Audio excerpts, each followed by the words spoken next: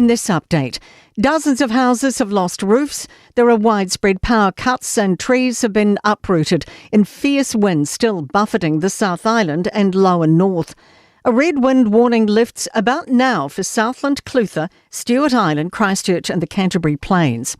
It continues a couple more hours for Marlborough, Wellington and southern Wairarapa and 1 more hour in the Canterbury High Country. Clutha, Southland and Grey districts are telling residents to conserve water because of system issues. And Clutha and Queenstown have stood up emergency operations centres. NZTA's Mark Owen says fallen trees and debris have closed key roads, including State Highway 1 between Christchurch and Blenheim, and completely cutting off the west coast. And then further south, it's probably more the rain that's had the impact, sort of surface flooding on some of the highways further south, and a big slip on State Highway 6 on the west coast. And police say a number of power lines have come down, forcing road closures in Clutha. Wellingtonians appear to be hunkering down as gusts in the region top 160 kilometres an hour. The red wind warning for Wellington and southern Wairarapa continues until 7 tonight. Medlinks cancelled train services until 6. There are power cuts across North Canterbury, Southland and Marlborough, as well as wider Wellington, Wairarapa and Manawatu-Hoanganui. Regional Emergency Management's Daniel Neely is urging people to plan ahead in case of any issues. People are heeding that warning of not travelling unless they absolutely need to. And I guess the other thing I'd encourage people is to prepare for potential power outages. Salaried medical specialists warn the health system could crumble if the government doesn't meet their demands. Strike action is wrapping up across the country, including in Auckland. They're pushing for fully funded systems that'll let them do their job effectively. Union Vice President Sylvia Boyce says that 25% of members are considering quitting in the next 5 years. We're already short-staffed. This would be a disaster for health if we suddenly lose that many more. And that's news. In sport, assistant coach Jason Holland says he's absolutely focused on helping the All Blacks on the upcoming Grand Slam tour, despite stepping down from the role at the end of the season. The Super Opeki season window is changing. It's moving from March to April, then June through August, but the number of matches remains the same. The intense nature of the annual cricket calendar isn't phasing Rachin Ravindra. New Zealand's never hosted internationals so early in the season, that is, but Ravindra is happy with how much he's playing. Certainly a balance between getting the right time of rest and mental refresh and stuff, but the cricket calendar these days is so jam-packed, so it's hard to find that, but still working on that balance. And weather permitting, the Black Caps face England in Auckland tonight. That is sport. Ua na ole Radio Samoa, se furulima iwa toru a mo, e tautuaina o e ilaungangana, fitu aso le vai aso. Beta Drive Doctors, i le taulanga whaatau I mangele, whaapea manrua. O le vaenga o so ngase pe amana o mia. E whaatino e fo I matuipui o le whana witi, o tuipui la COVID is furiva, mo I lātou is fuluan tausanga malunga atu. Whaapea matuipui o le furu. Pala au telefoni, 255 25 25. Mo so wanoe whaatino ai nei au nanga. O fisa whama I mangele, I taftafane o le McDonald. Amanrewa, I taftafane o le Whaletusi po le Public Library. Beta Drive Doctors, Clinics. O le Casa Beds and Appliances, o le tali o manaonga, I o loe whaatotonga ilo mauta, ini tau le lei, toi anangata, e mawai moenga ngā o si tutono New Zealand, whaapea se tino fōa le potumalo lo, laulau ai manafoa, TV, la au pese, usa aisa, masini tā lava, telefoni whiaweai, maisi. A whiu ane loa I le whawhituwha Great North Road o tau, po le tolo whituiwa Great North Road I Henderson, le Casa Beds and Appliances, telefoni o valu se lau, lua lua lua, 555, o valu se lau, lua lua lua, 555.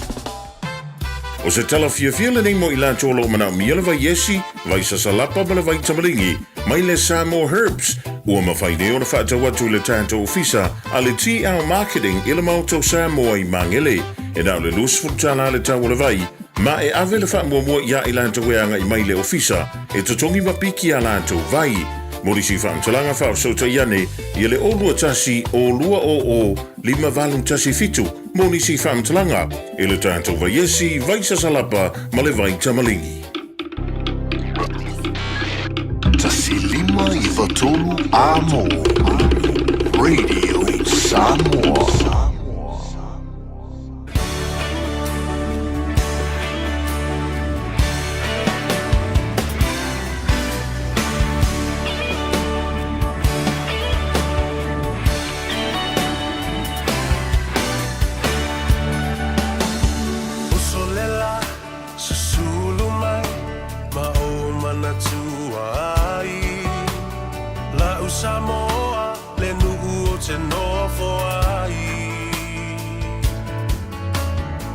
whaapewhea na ngalo atu oi lewa ai Samoa o le penina o te fia i ai O solela susulu mai ma o mana tua ai O lau Samoa le nuku o te nofo ai E whaapewhea na ngalo atu oi lewa ai Samoa o le penina o te fia i ai Hangi mai se matangi se momoli atu ai Lo fai la Samoa matalasi Hangi mai se matangi te momoli atu ai Lo fai la Samoa matalasi Ia, o te whiwhi e whatalofa mo whalofa i a te oe, e le nei fo i a so tofi o le aso luas fulma le tolu o le masino o ke topa, lua awhi luas fulma le lima, fitu minute mo te ailei tu lai wha, e a matawalunga atu aia tātou telefou i vai whanua i le ngangana Peritania, ia e maise fo i o le tautua. Whaiwhai pēr i aso te itasi a le tofa i a whongabua, ia po le fitalinga fo ia seu manu Francis Ioane. Le atua o Sapaota, le atua o Israelu, ma le atua o Samoa. Ua whaafao na a ao. Ia malavia i Samoa, i le aso, ma le aso, ma le aso. Ua ia tai mai fo i lo tau seifua lau le lei, ia mai se fo i ia le avanoa le lei ua tātou toi pene iai. Ia whaatasi e fo i male, malosi o le au nei. Ia le ua tātou pene iai, after i le tua, i lo anga le lei, ia male lo whatau muli pea. Alo e whaatafa ai au vale, ma e tau fiofi mo mau fo i pe au langa vale. Ia awale soifua ngalua, le soifua tautua, le soifua au auna, alo ua tunu. Kua lala ma papa au i le reia tunu o New Zealand, kua vea mo mātou a inga lona lua. Samoa i tafa e fio le rarorangi, nonu watu au tau, mamalu mau tau sā le a vea. Ia, e le whau tautanga, atu mua mapule ma whale u polu tutofi. Ai whaatalofa mo le nganga whaaloalo i le tafa tolu, o le vāno nofo Samoa, a wā, pa ia ma mamalu wha le malo, pa ia fo i mamalu wha le atunu. Ia e mawalunga se vi inga o le atua e momoli e ana au auna le paepasina o le ngāru wenga totofi. Ai ia le ainga sa le vi. Alo te talo, alo fo i le whatotoa, ma alo le on sai ma le lava papale i te ute ma Faiva alo filima. Zesi whapoponga o le tātou por kalame. Ua nganga ifo Faiva o Samoa ma le atou o Severe Pista ta le langi. Le ulua i ali i se Yuli Al Harrington. Tu manuwa o le vea, tātou whelua i ai. E lo manu ai le o tu o le nu. Whelua i fo i pu e manu ai le o pu e o mala. E ui lava i na whaalunga ina. Le leo i rama o na o le tangi a we ma le tangi tu i po i. O nisi, ia, ua misia le maftanga no le vala au pa ia le atua. Ia, ma ua motu si ai, ia lea foi, feso o ta inga, ma e sa pele ma mama e, i to tolu o loto ma fatu ma nganga, i le si o manga o le a inga. Asu watu vai balu i puega, ele o se loto se vepo se fina ngalo sesi. O le tō whawhai tō tasi a le atua na te au mai, o ia fo'i na te toi fo'i atu le tangata i le mamalu o lona a whio anga pa ia. Ia, watu wai wha mai senga, i hamba suatu vai malu i puenga, o wha mawhana whananga, o lo whaanga ma mo onga le lei ma sa a whiwhinga, i le loto mawhatia ma le loto nutri momoia. Ia, ono o mawhtanga tā ua na sa pele. Ia, whatalofa i le whaafonga tāpua I mai o le tātua li I pandemia. Na ua fionga Honourable Prime Minister, the Honourable Lauli le Malia Toa, le Wotea, Polota Ivao, Fosi Schmidt, a pea fo I a lo faletua, e le fionga, e le faletua. Al talo fahatu tu pea, alo le soifua manuia vai atu o taulangi, o mamalu, ia, e maise fo I le whanau pele, ia, ma le ainga lii, ma utau uma, o lo utou wasu le ipuvai, ma li poi le puipuinga o le saunga le mu o le tātou tamā, ia po le teitai fo I o le atunu o le tamā, fili o le atunu, ma lo le ono sai, ma lo le lofa, ma lo le au mafola, ia te utou o lo oanga iatu le lupe solo, ia mo utou asi I le tātou teitai, amui o tau, awa, ale mea monia, whamai fo mai. E whaile me whole le tau le full stop. Malo te isia se whaisi na malo longa. Ale fionga le li pandemia. Peitai, e le o leo. Ona o le fionga I le li pandemia. Le ta mao le atunu. Ona winga ia. O le tau safia. Ia ti ngā na ti ngā ia tau tonga. Ia mangasa ngase lo whenga iai. Ia ai e ata mai lama. Ma tala no fia, ma wha talofa I a te oe. Ia ma wha whiloa I fo I a te oe lou awhi atu, ma lou su atu, ma liu atu, e asi ia le tātou teitai. Ia le mea moni alena, e le ma whai, ona tāu fia.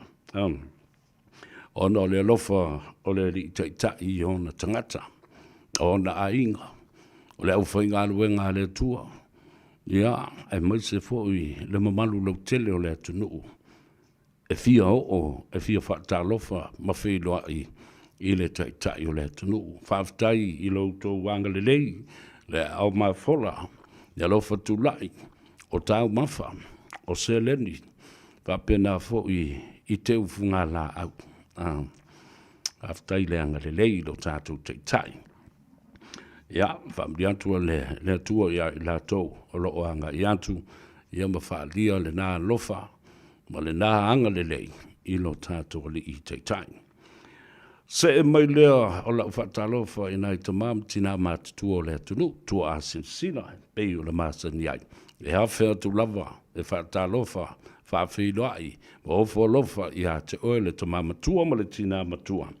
Ia, malo le soifua manuia, malo fo I le ono sa I le aso I le o se bea whaingofie le nofo lava I le fale, ma vava ai, ma whaalongolongo, po le ale taimi e tu ua mai ei tamaiti. La vule kaimi pakia paka mai ei le whaikokoa ma o le sefe, ma o le pusa aisa. Whiako wha inga vole le whaikoa ngare wako ka mai ki le se mea ai le pantry e lele le whaikoa. Kiki le whaikoa. O tala sa o reo te whai atu, because this is reality and it really hits home. O mea maa sani e tutupu, wa ika miki voe wha pe kau sao le ea voe le mai pukari ngā lu whai ai. E whaari ingo fie. Hawa, a maa sani maa tua I wingo tamaiti. Tau te iloa le lei, ia winga leo tamaititi, ma leo tamaititi. E rika miki ke whaari, e kai pea oe. E ula vale, e voe le ke li kai, ke ise mea. E fiu e whai aku, e whai koe long ki ngā, sao e whai le mera, e whamai, koe whamai rokulopo mo e ngā. E whai ki ngā, koe wala amu ki ala kulopo lo mo, e whai, e pi tau wha lili fo e lele tamaiti, e mahasani I o lato winga mai nga pao se o kari e whapera ae o rofo e masau o kua kifa kua le mere I e la vea I e le lolo ma se mea ea vatalo futabam tina a me moe sa manuia le nei aso le ala wha I le tae au pe ua fia fo I lua kalo sanga sa momori a o ngi pese loku fo I sa whai wale mea le nae mahasani e tamam tina matua wana o la ua o ta maiti le onga o tangata e whainga ruenga a kia e anga sko inga masilo makua.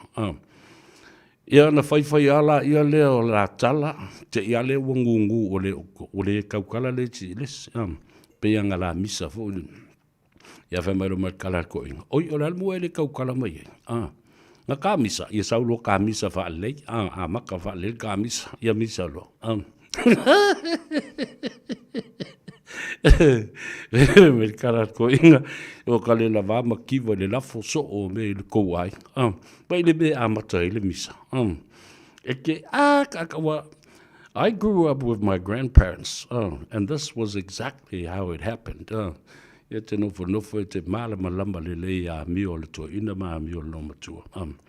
Ia, whamai vura, ia ngā misa ila ia le, mea ia avi o whalawe lawe, la ingo si o grandmother.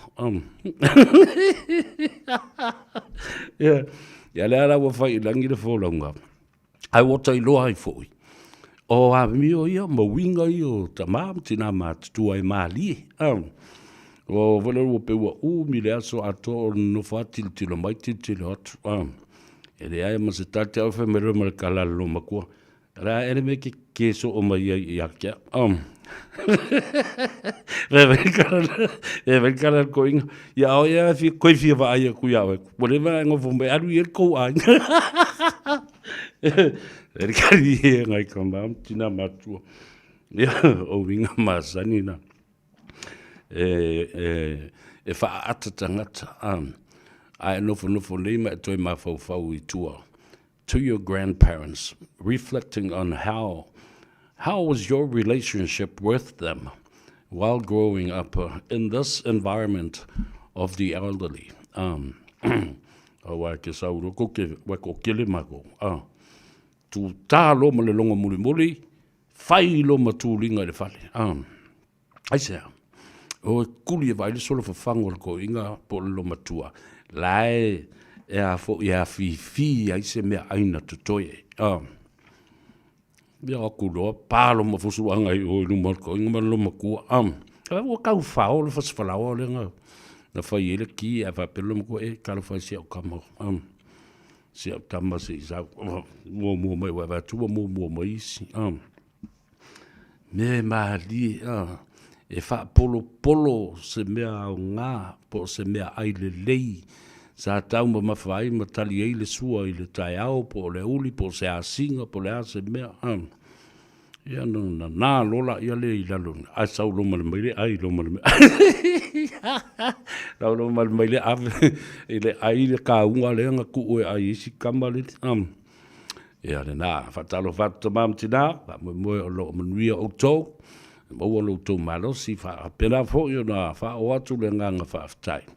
ya ila to o so mo tu fa fine o fa na o lo fa le Faiva le fa lo tu I fale I le va le le le fa na la I le ya onga le kingi fu ya fa pe fo I na ta mam tina mat tua fa tai le na nga wenga le le lo o to fa tino ya o lo sisila fonga le tua ma le lang Yo o le ipu vai e te asu, o le tau mawha e te momoli ma tā pena. Ia, o lau tau wha manuianga fo I nā. E li lingi mai dunga ona, o tātou mātua walanga e lesi. Le tala le tusi.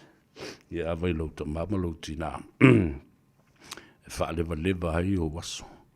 Ia le ngata fo I le nā. O lau tau wanga le lei le nā I o tātou mātua. E ai le soifua o le tamama le tina, ai sea. E inu malie le loto, I le fia. A fia le tau ina male o le matua. Ia, e tuli ese ai ia meo ngase ma meo mai e whaapo I ai I lātou, ma le lātou soifua ma lolo ina. Ia, le lei le tau singa, fo I le soifua, o na fia leo le ainga atoa. Ia le nā. Ia, ma fai le exercise le nā he, whaala I le mā fau le tau, ina maleo le matua. Fesili I ai. Ia, whaamanatu I ai. Ia, whapena fōi o na avea masili anga. E me fai. Renga te nā o meo ngafa malangi soifua o lau tau ainga. O I le whale aonga. O le tanu mai ai le sosia le nā. ma whaamanuianga na. Whatalofa I le tamamatua o sio mātou ainga le fionga ia masoe, Tauli Josefa, ia, whapea fo ia le tamā o le tātou ainga, ia tui māwalunga ma le whaltua, ia whatalofa fo ia Fortino ma Erolini, o tau uma o lo whaia le ngā luenga, ia o lo tausia le lei ai ia o tātou tamā. Whatalofa le tamamatua au mua ave, ia ma le tina o le ainga, ia au auna ma le ainga le I le no whaalo ma le whanau. Ia, ma loli le soifu maruia. Ia ma utou umalawa I whale o tangata mātua po, ma o tangata ngase fo I o lo whaata o toli ai. Whaata lo whaatu lei ataua pesta se yuli ia te oe. I le nei fo ia wauli o le astofi, o le aso le whaata fiti o ti ute ma Faiva o le atu nuu. Po o whea le tafo le lalulangi o lo e whaafonga mai ai. O le a le aso o whea le I tūlangi, ia o le a fo I le taimi. Patalofa ia te oe. Ia wa pei fo I tātou o Amerika, o le ua tātou o stofi, a le ua solulu ia Amerika ma le malo tele, ia, ele mawhai lava o na ngalo o tau, o tātou a inga I Samoa, o tātou a inga I tuila manua, a tala whātu, a lola se fu manuia, a mai se fo I lau fioga le Palestina o le Senate, ma le fultua ia pai, le uso le ftalenga ia le musu, Manaia Junior, ia ma le ainga li, a tala whātu le a tau sevea, I lau fionga tua olo ne whalenga fulu, ia I le motu, a le Palestina fo I leo le Senate, ia ma maota e lua ma sui sifuna uma ia sua ma vai whanua, ia ma le lātou fo I tāpua inga. Patalofa I te tai o le tātou o tunuu I Samoa a o whianga iai ma le whanausu o le tunuu I lewe. Ia wa ua malai ma maota tau ave Samoa e oi na ua se e atu I maota o whaleata I le pēr ma vai tangutu. Ia pēr le o whai atu. Malai tau ave maota tau ave ma malu tau ave o le maota lava le nai tia whau. Pē whapea le whonga mutia le o ngā ele, ai whāsiro iai se tūlanga maota, po se tūlanga o le lawa, mase ma live talai, o le nā lawa. Ia, o si tama I whonga muti a le nā, o le maota, ma le malai, ma le lawa le nā. Ta ua hai tele. Ia, le ngā ruenga o lo o whaatino ina ia, wawe o na wha umo na wha fau, a tole maota whono I tia whau, ia, ai tue se iai.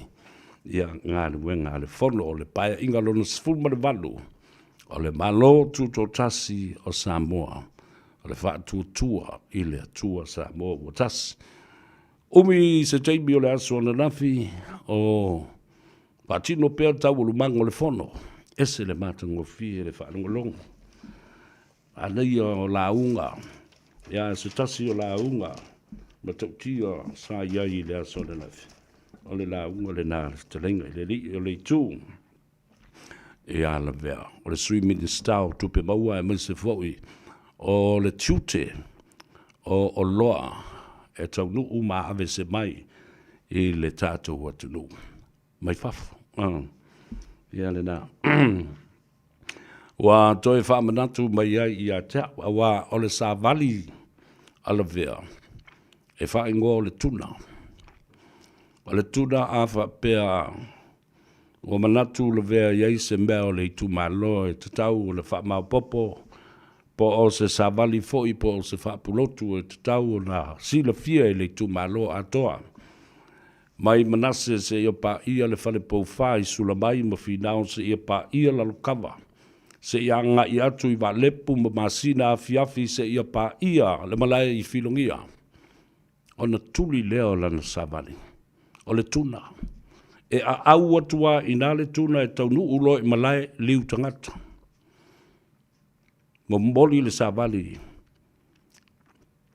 E na ia lausi le fia I le tu malo tasi dua ma le tolu. Ia e. Ia na toe whapena fo I lea ona fo I mai le tuna.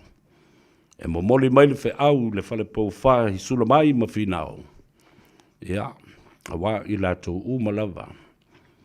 E lala tai I le whale pouwha, ia whapena fo i iafu lau toi, i pao maama, maawa wātuna, ia, e tāhua.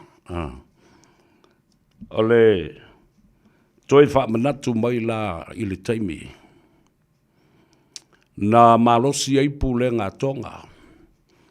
Ma pule ia malosi ia tonga ia i tātou.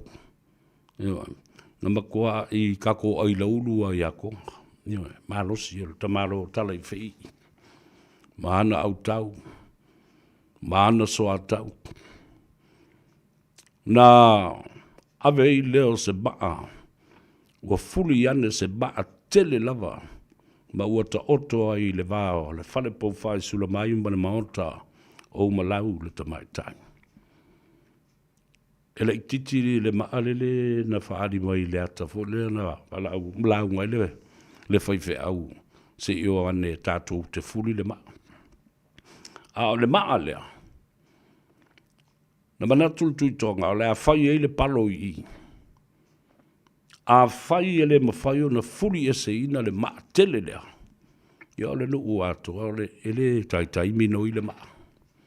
Ole palo le nā tala i whai. Ona ua la wha longo tala i whai. Wa mata ona taami milo Samoa, malongo longo na ila mutu mo na itu. Ole a whai se mea leanga i hatonga. La le nā. Na talo ai loa hitu ma i la mutu. O le tō whai le li o le itu ma sa o e wha. Wala au le itu o le tuna. Sa tuna. Wala au le itu o le pusi. Sa pusi. Wala au le tuna o le fe. Le iei nei. Lo vaita ele. O le vai sa fe. Wala au le itu o le loli, sa loli. Wala au o itu o le ngātai whale, awa o la vea e whailo na soa tau. Sa loli, wala au o itu o funga. Au mai lo, ma le sa vali o le tuna. O tātou o le a tātou wō e fuli le mao. E o mai umalo, mantua o whingota umanei e mase se e o lātou tino. Mai leo se tala fatu le tala le nei. O le tala moni lava. Ia, o le vaitau le nao tonga. Ua te i le tuitonga. E o mai. Ua fuli atoa e sa fotu le ma. Atasi ai matuna mafata ma le tamba.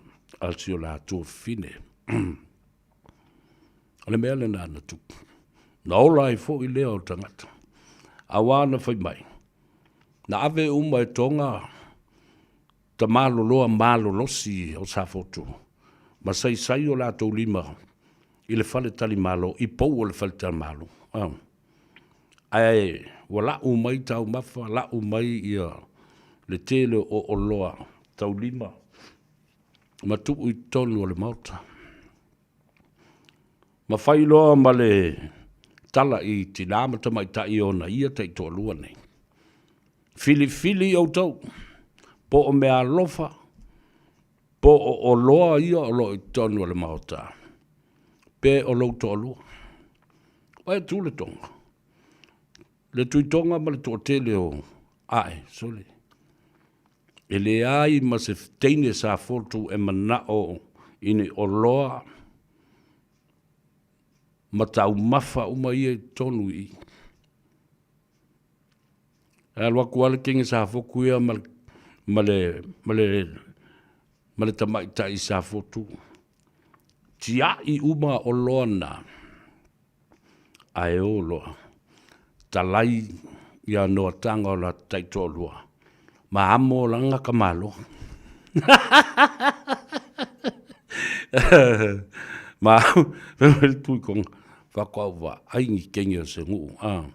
E ese le mapo kolu. Ia le mea sao le na. Ai fia nofo I se tama I tai e le ngata I na au le lei, pusi mata pa e poloni le ulu, o teine sa foto. Au le lei. A ole, wha tua ina fo I la tau ia. E alofa moni I a te oi. E le whaitonga fiti.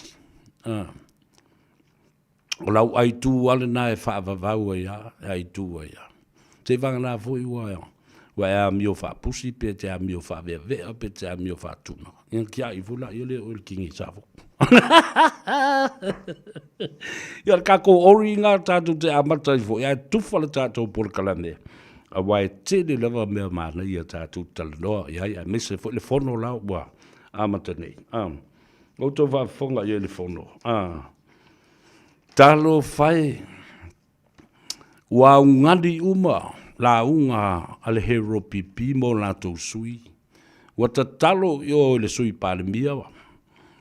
Fa pe fo I le fa fonga tapua I atu le fionga I le palemia. A o fa le pai lo na sao no ngase le dei atu no. Wa matua I tangi tau wala aua I ofo I pule. Ale aero pipi, o le HRPP. La le bele o ftangi si o. Fa mole. Ai wa lau manu ia. Ma wha alongo mai le kala leo kalangoa kuai. A walawa nge koe ku ua I se kofi. E kai fongo ai se sui. O le HRPP. I lona I tu malo. Inoe. Nanga e ambio valea. E la tau te o mai e tau mawhai le peti ma ta lepe. Ia le poloketi. La lana. Na fe ei ma o solo vatu le whaafonga le atunu. O le poloketi e le ao ngā, o le poloketi e a maa tala na whai ai. Wani, whātau sanga, tai whā miliona. Ma le miliona muri tesi ma le valu lea le I whaamatuu ina mai. E ato I ai le 5 miliona. Wani la. La le me le ma fo mua ina fa lea o le tala fa le mai la I leo le upu le ea ma le manong leanga I le mea. Awa, you are all going to eat your words and take your words back. O tō no whanofo, mo tō wawa ai, lele o tō toe aisi leisi māta ngā I leisi māsiasi. Fai talo le poloketi. O tu fa leanga le poloketi.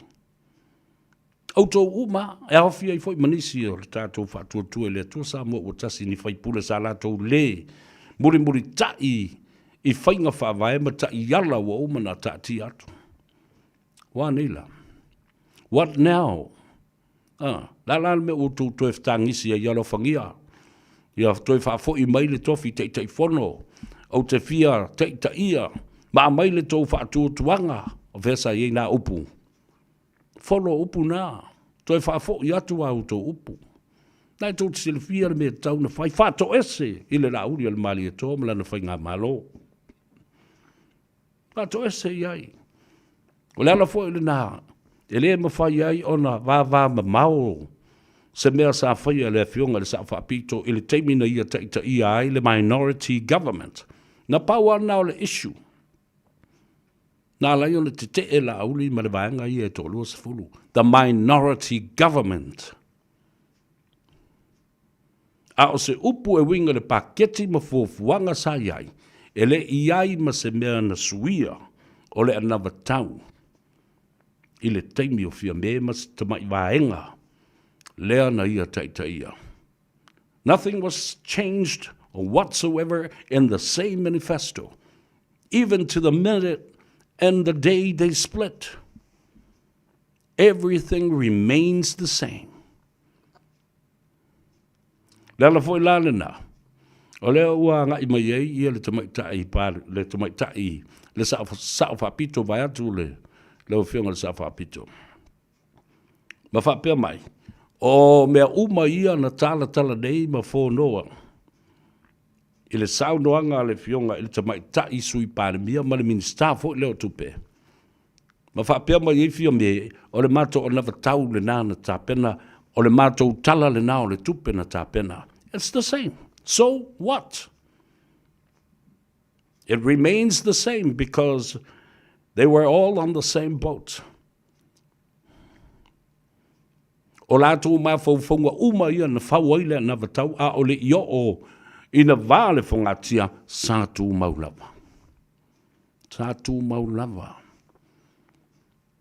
Ia upu a lātou ia ale whionga sa whapito whapeo ole bato na vatau lea na tāpena malea. Ale mea e tas. Na paua leo le mea. Sa la lango whaatasi i ai. Nothing was changed. It remained the same. And the continuity of this manifesto has to roll on. E taua na toi whaatino ma whaawau. Neini mea fau na tu ua iai. Na o mea isi vaenga te unga lea. Na watu nei ina ua mai ale whainga panota. Whaalawi loa ia na o e whaitua. O mea whaao popo le nā.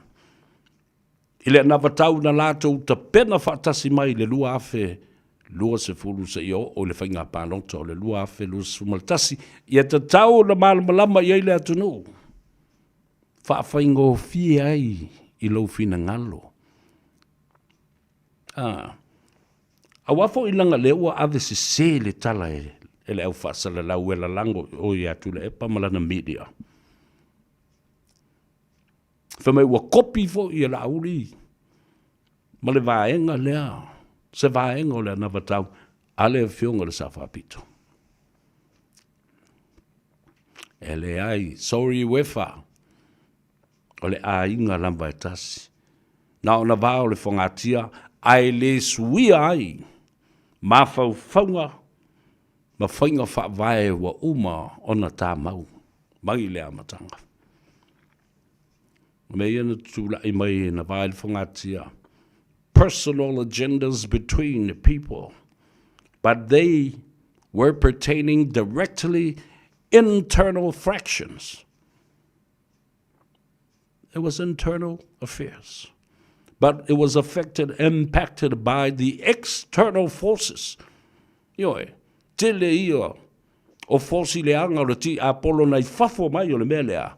Na lai o na ete, ma isi, ma tae, ma vai lua ina loa. Tēnā. E mālmalama lota ngata. Whapea, la lea la o wha mālmalama mai le atau o sawea le tūlanga. Ele I kopi. Se vaenga lea lava na ta oto lava. Whainga whawae e o fo I le tutongi ina o aita lafa. Ele I whapea na spiliti. Na paule bea na whai. Na whaala I titi le tupe e tongi e talafu. Na paualina. A o se vaenga a toa lava. O loo mau popo pea le nā vaenga. Lava whialan whai mai fo I ala uri ilai o. Tule e pamari bongi mwhapea mai. Na kopi atu fo I. Ele whaatotu ele tu Samoa o tasi. Le anava tau o le kola. Ma tupe tutongi I pepe ma. Si. O le anava tau wa leva na tāpena. Eo. Le rola po I o lauri I e kopi I de mera. Ai ui o lea. O lo ta oto a la fua ma whainga whawae e limata ita I lai. Ma ole a wha wau. Ioe. 40% o le mea ua ausia. O le si vaenga I le ausia. A le o toi fo I mai le whaatutu e le tua Samoa utasi. Ina ia toi whaawawina le nā mawhauwhaunga ma nā fuafuanga sa whaata oto mai I le ala fua ai maise o le manu lauti ina ia ausia. Patalofa la ia I lunga o le tātou apio fōlinga. To our brothers and sisters and fans and admirers, people that admire our show and people that enjoy our show. I say, e mo I lau mea o ngā, e mo I lau malamlama anga. Ona e loa aila I lea whailau whai unga. Patalo whātu. E le tamaitai o Miti Soli, watching you from Palmdale, California in the United States. Christina Tunvasa, watching you from Melbourne, Australia. Malo, whaftai ngā luenga lelei. Sa whaatino lelei aso. O tausili tua I malo, talo whatau, malo le soifuamanuia. Whepule ai Elizabeth Firo. Talo whalava malo le soifuamanuia. Mai. Whatalo whatu Kilipati. Kuata, watching you from Tennessee, from the state of Tennessee, United States. Yeah, renga te lea, o le sunga ya Aisa, Maneima, whatalo whatu malo, reupena Pesifea, talo whalava, o le sunga ya Lose Fatu Lawano, ya po Yose Fatu Lawano, malo le soifua, whaftai le mafuta mai, o Sam Simaile, talo whalava, o le tamaitai o vao tuafafo, alo le ngā rue, ia o Sam Simaile. Mai, o le mātou te mata ma mātou tali e atu le atau savea I nei le aio keriso I Christchurch. Talo whatu I le ftelenga e atawio veu Rex, taulango le vai, ia ma le tamaitai o Lanwola, ma alo le soifo manuia. Vao tuafafo, Fa'afo wina tāni elu. O Sam Johnny, talo whalava. Dan Yosefa, watching you from Upland, California. E walanga mai leo Amerika I lunga I. Ya, whatalo whatu. O Virginia, talo for Virginia, watching you from Los Angeles in California. Family atu le tua. Mei Avito, malole ngā lue. Ja, whapefo I William Brown. Alo se fua William, aftaile mafuta mai. Ale sunga ya Sefo, Nicolau. Watalo fatu malolo se fua manuia. Alo mai mua mai I le pita nuu o manurewa. I au ki lani I saute. Ia ele ngata fo leo. So fatasi. Ma Maureen Tufele. Watching you from American Samoa. Si vaenga lea. E lala ma papa au I nai West Valley in Salt Lake City, Utah. Ia ai o se tāwhaonga o lo o hanga I tuai. A ea so fatasi Maureen. A wā o le vaso ni tēnei. Ia da fasota I mai fo ia wha mai o lai I pango e po nu uli po fese me sa I le vanga. Ringa lala ka whau I Amerika Samoa. Talo whatu. Ia, manuia le tāwhaonga ma le vanga. Awana ia pui le tua ona yengi whaalawelawe ma whaale tolu tu le mai. Sophia Ioane, talo whalawa. E sau, alo, watching you from Sydney, le atoa, ia, le lake Timu Enoka. Alo, soifu manuia, ia, whapea foi, mua au sa, iopu, iona fuawaa, talo whalawa, ma alo, soifu manuia. Watalo whatu, ile toina, mua awa, Tuyoti ia mo le fletua alo le ngā lue ai foi ngā halu so Faiva le nei aso ngā luafi I le au pepe talo falava ia whapea foi lo tua fine ia Fortino Josefa alo le soifo manuia whaftai mo le vai a whalei o le tātou tama William Brown o Pesa Roberts talo falava ma alo le soifo manuia ia oi le silea o Aminga talo fa Aminga tuala alole ngā lue nei aso. O le oto e sfulma 5 minute o Natale o le itu lai 5 o te lo o le tele o tau pa I o le atunuu ia ma le au ngā lulue. O le teimi lava nae tele na mana vai tangata. Le o le whā, o le afa o le whā, po o le tau le 5 foi. Ia po le afa o le 5.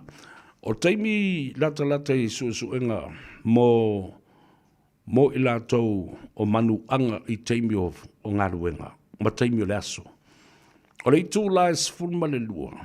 I se tasi o survey ma se suenga mo I lātou e ata mamai. I le tūsia o meo tū la fono mo le saung le mu. Work Save New Zealand. O le taimi la le mo ai le suenga le e siri ona ma to tele I lātou e manunu ai. I manuanga to tūnga. O le tau le tū lai sfulma le luanga I mai I le tū lai wha. Ai se aia la iona tele ia manuanga e tupu te milena. Ona o le piriota lea, wa umatau mafutanga, o le vai luanga o le aso, vai le tangata o so ona ai. O so nga ai pā malonu manatu, ia o le lako a inga le ai vātu le whaafonga le tunu. Ia ona I vā lo lea, wa iwa le pa, wa vai, wa tuai ona wha ngā solo ele puka, mātu le whaafonga le tunu. Lana ngā luenga ina ia, au mai le sua le lei, ma le minerale, ma le vitamini le lei o mea ai ina ai. E wha so le lei, ia mawelo malosi, ma so solo le lei, ei lo toto, ma tafe le lei, ele toto, e o lo mafau. Ina ia e malamalama le lei, iau mea lai whai. Ma e mafau le lei, iau ngā ioinga I e whatino. Le alana I le au popoto, o le taimi lea, this is the most dangerous book, dangerous part of the day in work, safe environment. Because why? You're tired. You just had a massive lunch like you're eating at home. After eating, you're going to lay down and go to sleep and rest. It's like you're at home. You're not at home. E te leo o le whare. O lea te iai le si manga, e pule ai le palangi. A le teimi lane nā. Mafau le iai wai tā ua le mele o te whātuai. Aua le so ona tau mawhatele I le uli. Ai se vegetable, vai se fruit, vai se vainu le lei ma wai le malosi, ia. Ma ni tau mafa ma. E whaingo fie ona whaanga solo e le tino. Ma te tau ese le sua le lei. O le vitamini ma minerale malosi e le tino. E toi whaatino ai lau ngā luenga o le afa muri o le taalonga lea o le aso. Mai le tu lai tasi se ia pa ia le wha po le lima le fiafi. A ola ina e vai. A ona e vai pe ua ngula fo le ona e tau tuni moe la ia leo. Ua fia moe.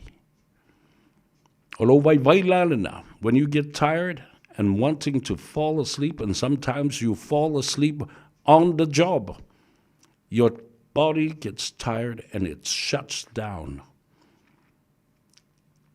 O la me tupu mai, when your body is shut down, you're tired, it impairs your actions. It impairs your reaction and action to whatever the situation is. Po lea lava le masini le te ngaluai, o lo vai, e te whaata malai. Ma le tai pe ia o la ke ingupia. Pe ke ula fo se mea lele. Lea lai ana pu el tangate le ave ta'avale, o le mafuanga le na. Wa le o na whaafoe le ta'avale, ona aisea, wa e vai, ma le lava, ona o lea, sa tango fia le ava malos. E whapena malava lai le ngā luenga, ma lau tau mafa le na ave le ngā luenga. Wa e so na tau mawhai, ma lo manatu whapea o lele tō whale, e umalona e ai e ka kia lo e ka nguru. O ina o lo ta oto ai le tele, o manuanga. And those times and time period are the most dangerous times. O te misili leo no matautia, that injuries occur. E tu tupu ai wharavelawe. E misi lau kango le masingi, ai wawenga vilia lo lima le masingi. E lako le lelo mawawau a pēle masingi. Wangalo ya oe le tu la fono le tu mailunga I le tusi mai, when one of these machines is shut down or is not in order or does not work properly, call the duty manager or the duty engineer. Falong. Ale le tusi mai ai. Me o te fia poto lo tango fua ile. Ile lote le masini. Le afi o le masini. Mauaia o le masini. Le tu mai ile whatonunga. Wala au le insinia o lo o ngalue. E sau e tango le masini. Ai wha ngalo mawhawhau te malo lo le e. A se sau le insinia e whai. A sau wala le malo longa e luai tula. Ia na. Ma wala upongisi. Malolo le ia. Awa te tango e whaise ngā ruenga, ere au mai e te tonu. O le lua malienga, o le konkalata, the employment contract and the job description that is in there. Awa e te tango e lote le mea, ere au mai a, I lalo le konkalata whai ngā ruenga. O le mea lea o se tasi o vaenga o tiute e te tauna e tango e whatino. Ia, le tā ua le nā le mea leo tātou. Tātou tala doa ai fo I le nei taimi. Au te tūwhātu ai, nei motu ngā awhana, sa wa oina I au. E winga I le survey, ia po o se suenga whaapitoa, o manu anga I to tonu o le ngā ruenga. Injuries that occur within the working environment and the working conditions. E o ngā tele mena. A o whawhonga mai fo I la, ia I la tau o supervisor fo lele of safety officers I te tonu o ngā ruenga, ma whalewhai ngā ruenga. A vea lau tala no atu lea. E whai ma whautuanga ma tu o lalo I a te oi. Lea taimi e mwhai ona e tango e talo le whontanga a lau whalewhai ngā ruenga. E toi wha manatu I ai tu la whono o le saunga le mū. I to tonu o le loto I whale. O le ngā ruenga lea tau te ngā ruenga. Safety, rules and regulations. The repetition of those supervised seminars. Awa o tā ua lea. O le taimi e te la vea I tonu o le whalewhai ngā ruenga. You are a liability. You are a liability o le winga o le mena. O oi o le tangata useless. O oi o le tangata I le au ngā. E whaalu I tupe a le company. Ona o leo e manua. Ona o oi lava. A mea lale nā. E tā ua I tele le mele whai atu e nei. Mo le pui puinga o le saunga le mu o I tātou uma au. Taimi nā. E tele na tupu ai whalave lave nei. O le sfululua se ia anga I le tau le wha. O vai le tangata, o so ona ai le tangata. Ma ngalo ia te ia, o le whalewhai ngā ruenga le mele iai. Wa ova le ulupua. Wa isi koe ngā lunch ngai o kumaisi anka. E aku ma le ulupua aga koe mai anga po. Ia rei fo sisi e tio. Ia mea o mea lava o tātou māsani. Ia lena ona au whao popo atu. Ia te oe. Ma whesoasoa ni atu. Ia ono o mea nā e ono tūla I mai. I te tonu o lau whalewhai ngā ruenga. E sa oala ia so whatasi ma Maureen whe mai. Ia lau sunga le atau whawhtai mo whaamdianga. A o mā ua masi o tōlua le mātou te... Tā whawhau I nei I lo mātou ainga I whale niu I Amerika Samoa. Au tātou ieila I Amerika Samoa. Whatalo whātui o tātou uso matua whawhine. Uma ainga wō me masani ma paanga tō tino. Le Radio Samoa. I mese I le polkalame o le nganga I fō Faiva. Ia male tātou polkalama. Tasi lama I le vai aso ai tuli au pū le tō tele. Ole a. Pokalame malia le nā, e vevesi ai ma tu o le whi e le tangata. Le tānoa awa e te maua le sao. Ia, alo whātua li I so whatasi ma Maureen tufele, ia, ma le lua tā whaonga fo I ma le vanga. Ia, e whai mai I le kala a polonga. Polonga le upena unasa. Pau ale me te ai le meo le meo ni nivo le ulupe a umana ai lau lanchu il sfulu lua I aso uma fo le leo le taimi o le malolonga. Meo ko anga ingu le vai mangingo. Patalo vatu ia tanu mawhili Robertson. Alo lava la meko e noka. Alo le seifu manuia. Ia whapea fo I Sam Yone. Watching you from Porirua in Wellington. Ia a o tātou iei Wellington e. Leo whamanatu mai I a tau. e whaailo atu, ma lapatai atu, o nei, le teimere nei anga i atu le poa na nei se i whaasolo i la soa tai au. O vailuanga o matangi, malo losi e se lau ono 10 kilomita i le itu la. Lea anga i atu i Kalai Stete, anga i atu i Hawke's Bay, whapena fo i ma o i Canterbury. No fuanga umalana o le, o la ua iai isi pe 10 valu whato anga. Ia manisi o whalenga o si mea. Wale o toe ola aile el tise. Lea la, a whai o whawhawhonga maisa mo lo o lalamba papa au i tūmalo nei. Ia tau tā pena le lei, o lea ua mai le tala o le tau. E le lei mo le poa nā nei, amata atu se fulu le poa nā nei, se io o e le aso a tae au, ma le fiafi a tae au, lono winga. O le telefo i lau fe malanga inga mai le vale.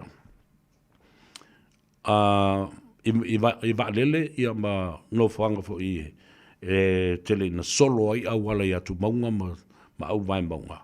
Yeah. Vai ale te tau na alu, au le alu. If you don't need to go, don't travel. Stay home and stay put. Ole lapta ingal na le na mai nel tatu tala le ole. Le fo i o tala i vai whanua. Yeah, ma au mai e ma le tala o le tau. Yeah, ole lapta ingal na, but o te whiwhia e whailo i la tau ia o lo a vea ma supervisor, e a vea fo i o ni safety officers. No. E ta ua tele ia le nā fo i wala aunga. O le tangata la e ngafa ma le mea lea. O ia le nā a wai training se whai. Ia ma wha marama le tangata lea ia le tula fono o le mea tau na whai e pui ai lo saunga le mu i so se teimi e te iai i to tonu o le loto i whale ma le loto a o le whale whainga luenga po o le whale ngau si mea. La meka ko ma loto i fumanuia ia whafte iantu i le mafuta mai a le atatu ua tale peselea ia e whamanuia atu ai le au whainga luenga ua manawa ma ua saudi nei e koloki le card and sign your life away. O etele i alu i le whale. Ti e lauta avale. Alu le pas. Ti e le no foafi. Alu na lifi atu i seisi tangata. Alu lifi e ia lifi marikai au lifi aku le i le afo i o le mana vola ngā luenga. Ai au olona togi. Le ai ma se lua se fulu si ave se i. Uku ele pingsing ya lele la ko ia. Ya le na Mr. Cowboy. Ai se ye. Pa ave de si ama fo o kanaka ye ya au ke ka kuli boy se si dungo la wala. Hey, good right girl, you got a girl, me oh my. Hey, got a girl, all the hero down the bayou. Hey, see if all the sweetest one, me oh my. Son of a gun, we'll have big fun on the bayou. They put girls found in those places buzzing. The king folk come to see all by the dozen. Dressed in style, they go walk wild near my room. Son of a gun, we'll have big fun on the bayou. Jambalaya, crawfish pie, and fairly gumbo.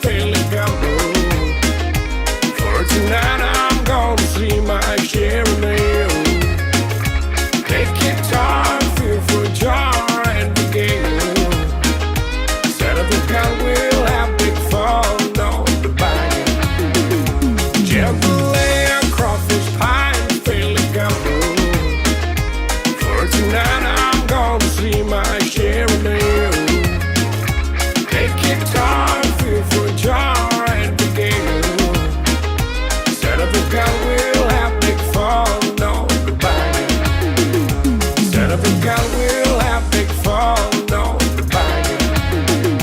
Santa Fe girl will have big fun on the bayou. Santa Fe girl will have big fun on the bayou.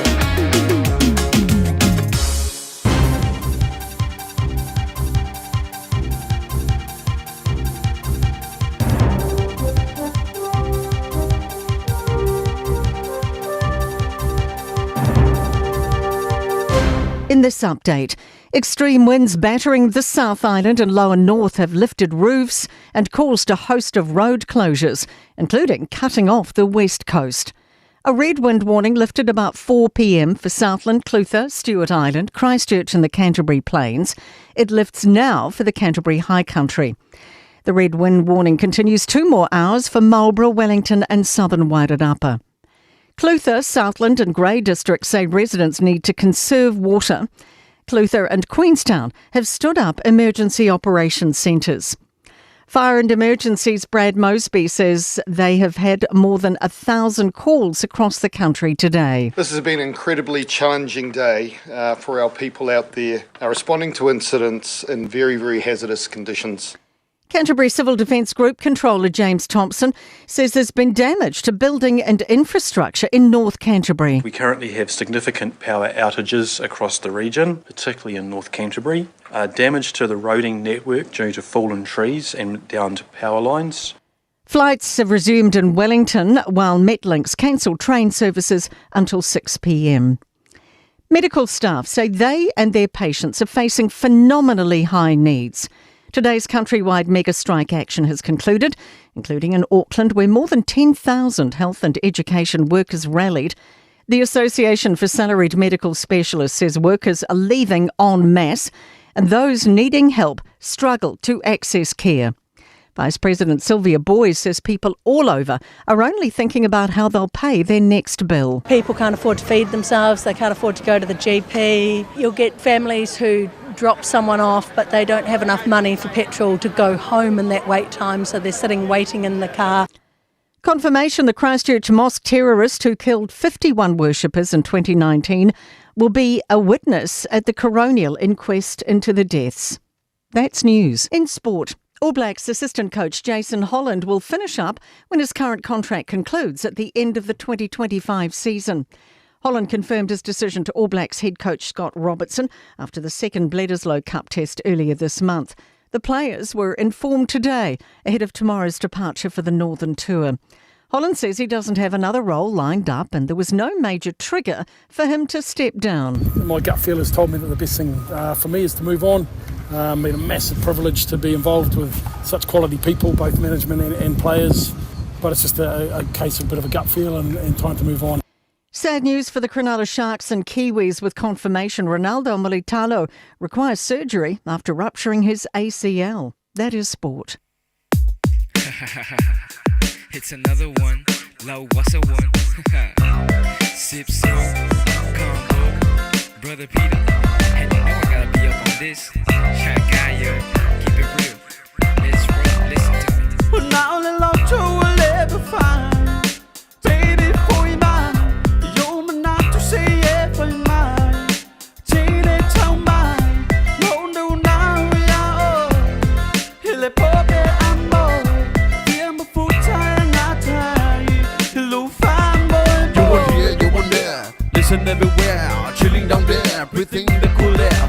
Ship's always there, so you must be aware. So don't be scared, cause I'm here to take care. Yeah, so let's get back and enjoy the ride. You might need a pretty woman, so let by your side. A good conversation can change your mind. So we can get so by, sit by the side. I wanna be with you, Tina. I wanna know the truth, baby. Come on and feel my love, Tina. Come on and feel my love, Tina. No, kuya oi fuma lo wolo fa ya o sima se we se fa ba escala fi ba fuka yo le uma se kisi so so mai se fa ke ai no vai vai o velo no la pa o ka ka mo lai lai be o vai ya sa o vai ko vai suro fi ai fi ke pa yo fo linga fi ko po fo yo uma sa la e fa ki le no fa se fa ya fa pa so ko ya oi o lo fa yo le uma Soon I better pump your brakes. Disagreements is an everyday That's how relationships portray and convey. Instead of running away, come back. You know you want this combo loving, delicious hugging. I'm malicious squeezing. I got it all stashed. Come on, holla at me. I'll be that big bear holding you, wipe your tears and tell you there ain't nothing to fear. Baby girl, so real, and let me take you to a better atmosphere. My promise will be made clear. Yeah, ha. I wanna be with you, tonight. I wanna know the truth, baby. Come on and feel my love, tonight. Come on and feel my love, tonight. So we are all wow, wow mau lo kung ngau. Kau ki ngau kia o e lo fai fa vau. Se fusi mai ai ka fai fa le or ka ai. Gele ko ma misa, gele ko ma spisa. Vai fa le yo ma ka fai fa le or ka fa ngau. Wa o le ma mi na ka ai nga ya so sa. O le pole fu ka ma lo fe la ba e ri la yo ma mi la ba e mai ai au ke ka. Fa lo mai khali. Come on, baby girl, let me fulfill your fantasies. I got the magic stick that'll please your every need. I'm feeling so good from your head to your feet. A mind-blowing experience, straight guaranteed like ecstasy. Come and roll with me to the park after dark. Take a stroll with me, take control of me. You know I love it when you're holding me from the back to the front. Everlasting hugs, shy guy, a romantic thug, and it feels so good, so it must be love, must be love. Come on and feel my love. Yep.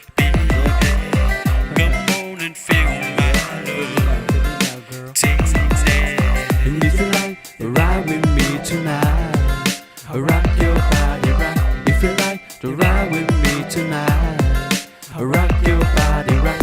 I wanna be with you tonight. I wanna know the truth, baby. Come on and feel my love tonight. Come on and feel my love tonight. E ole nā whawhi whianga sui fi noi o le uli o le aso tofi o le whatawhiti o le tele o ngā ruenga ua ngā ngaifo o le nei aso o le mamalu o le atunu ngā lulue. Ua le maua se tātou whino inga ma le tumai tai o ati mai le tātou whale tā vale le Henderson Cars. Ai mawhai ona e wala au iai i le lātou telefoni o le Elise Togi o Valuselau. Fitu tas tasi, fitu tas tas. Ia polo anga i fo iai. Mo mai tapuni le ofisa. Ia ma le lotoa i le tau le tu lai ono i le afiafi nei. Ia mwhauna anga i ai le asua tai au o le tuatusi se lau Ivas Fuma le wha Cavendish Driver i nai Papa Toitoi i manu kaunei. Lea sa autou whafongala i ele i lewa no o tala noa atu. E lapata i ai le tūlanga leanga o le talo le tau, le malolosi o matangi o atu le se lau ono 10 kilomita le sao sawa, ma le malolosi i le poa nanei, i nā le pitanu o Hawke's Bay, Wellington, Canterbury, ia maisi no whanga anga i le long. E ta tau o na lapata i ai o tātou tangata Samoa. Ia masos tasi o lo whaafonga bai. Ia. E matautia le mele la o iai efe mai e se fulu ma le valu fale whainga luenga ma whatoanga e te tau na mana o mi ai ia le malosi wha ele tise ua le ola le ele tise i le take me the day a mai a le o se me tauna e malanga ai ma e a o ilunga le wala tele po lunga fo le vale le file mu le le if you don't need to travel, stay away from the road or even flying. Sao polonga fa me menga rin kupura vai vai ai fale tau. Atalo fatu ile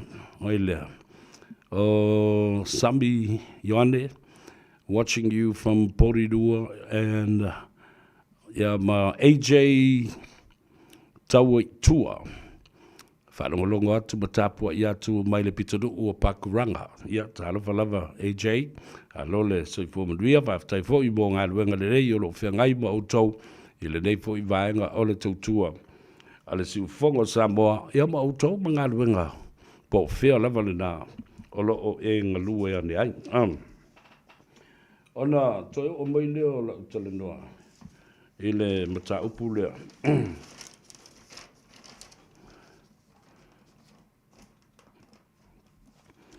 O le ulua I tamaitai sa tula'i le asolo le nei, manafi. Le whaatino ina o lana saunoanga whaatau pou I tono le mauta maos tamaitai mua lea I le tala whaasolopito o le palemene o Samoa. Ua tamua I ai ia saunoanga whaatau pou. Ia, a malo whaatai I le whionga le tamaitai whaipule o le itu malo whale alupo a e au tima lea mai se tam.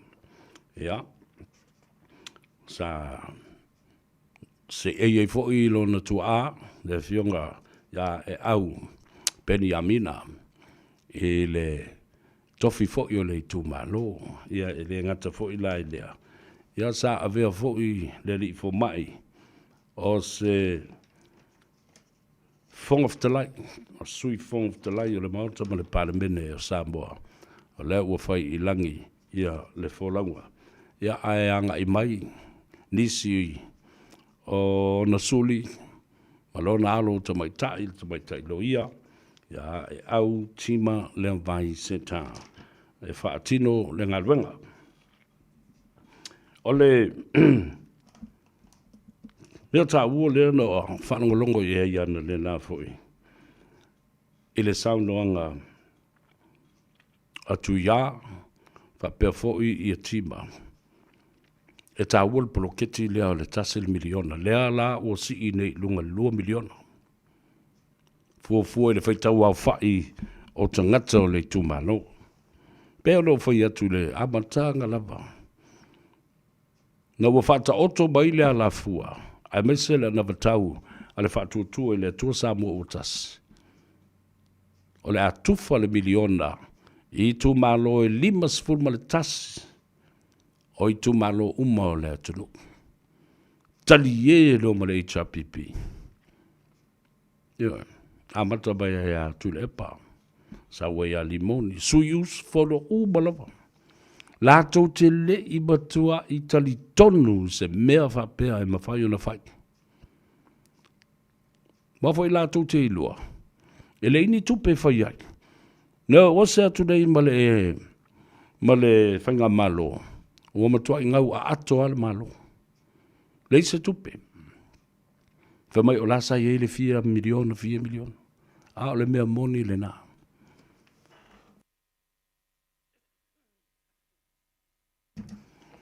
E o ese male malo. Ua matua ngau I ia le ato tupe ale malo. The public purse when they left HRPP was barely something there. It was nothing. And that's why they weren't allowed to take out any more loans from international institutions like World Bank, like International Monetary Fund, like Asian Development Bank. Mena na tup. Wasilia tu ilunga. Ole evalisi male tūlanga te tau na toi whaatanga I whai ni nono ngā tupe. Le nālai lono mai tau mawhai le mea le sponsor le Asian Development Bank le fuafuanga ina ia whaatū ai. Le mata upu le LTRA lua whi malewalu.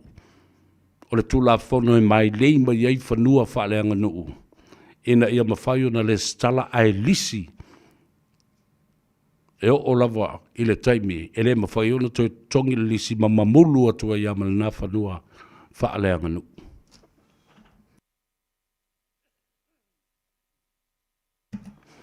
Bela nana tupa. Lea la. Napa tua I ofo ai. Po o whea au mai ai e la auli ma fia me mai la tu uma ia tino mātutua si nia o le whatuatua I le atua Samoa uotas. Le 5 miliona awa tete. Le alo lofa mai o isi atunu o tātou pa anga. E masani o na o mai e ia me ta o grants. Ele o ni nunonga tupe. o tupe wha mea lofa mai. Kua I ke I rawa. Ina ua umona whiloa I masai nia whenga inga. Ma sao whawhai mai lumai I le sui o whono whawai. Ai maise o I la tau ia. O ta I tai ma whaipule o I tumalo. Nāna mena tupu. Tua I ofo. Walu watu le miliona. Latu momo le lua sala wafe. O whea la au tau tala na whai. Tofu uma I tumalo e lima spuma le tasi. Male tu whaanga mua e lua se lau wafe. Tala. Ki kiro solo vapem. Ma I ngei bese. Toi uma toi a mai sili poti tonu. Pe a mulmul ta ia whainga whawai. O kika au tau li poti. Toi alu watu lesi valu se lau wafe. A tol miliona mumua. Arai pisa ma fe ei. Mea lea makou lea le isawa se milionga le isawa se mea. I pa ngā lua se lau wafe ua. Ua umana watu mumua. Mea le tali tonu. E ofo, e fau le whainga malo. A whea le sa ili mai ei tupe nei. E o mai te mili nei. E le ai a. Se loan ua whaia. E le whatuatua I le atua Samoa o tas. Nothing whatsoever. Not even one penny.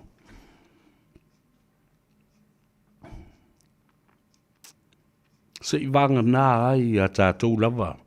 No ngā tupe e au mai I to tonu lava o le loto I whale. Local debt within our own finance institutions such as UTOS and SIFA and NUPIFA, the Samoa National Provident Fund. Le ai lava. I le tolu ma le afa tausanga lea toi titi ato iai le wha tausanga. Le ai ma se nononga tupe na au mai ai. Omi le fontanga I le po na po. O le manatu o le fong of talai. Ina ia wha wau pea. O na lo tea, ma tu I nātu fo'i, le taimi a wā saunoanga wha tau pou, a sui fou o le pāle mene mamalu o le atunu. O te wha malo atu, I le whongf te lai. Tasi ala u tilo wa lava tā pena le tama o le ainga le tai. Ma o te whai atu fo'i, e wheo lolo papali I ta eu ma se pau. Sa se ei mai luna fua, e mo ia e vevela pali. Ai sa iai fo I lona wha toa toa. Ma tā au fiofi ai I umaya. O le wha toa toa ina o le fono usu ma le fono mawalunga le atunu. A walava tā pena foi. Le sunga ya muripola le tambo le ainga le tai. E tu ulo na vai I lalo e matua tu le iai. A iai le tangata I fia ula I tono le mauta le se I le tau filima. Fasino iai lona tūlanga o ambionga tau loa ma winga o whaipule te tau na whakatino e ma malu ai. Awa o leo te whai atu nei. Le tula I mai foi o se tasi o whaipule. Tino foi ma ano le atou sa vea. Tō whai a sola malmalo. Polo au. Le mea lea la iona o whai atu. Ile ngana lea. O lo wha o ngā I to tonu o le pāne mene. Ma le winga o tala. E tau mama ina ai ma mawa lalo ai le va ai le tunu malana tapo inga Malana whaafafonga maua. Ia mata mai tono le mautafono ma le palemene. A mata mai sui usufono. E upu lātou te lafo. E tau māma ina ai le mamalu le palemene. Ma isi sui o min star o le kapeneta. O le sui palemia. Ia wau whaafonga la ia. E moni.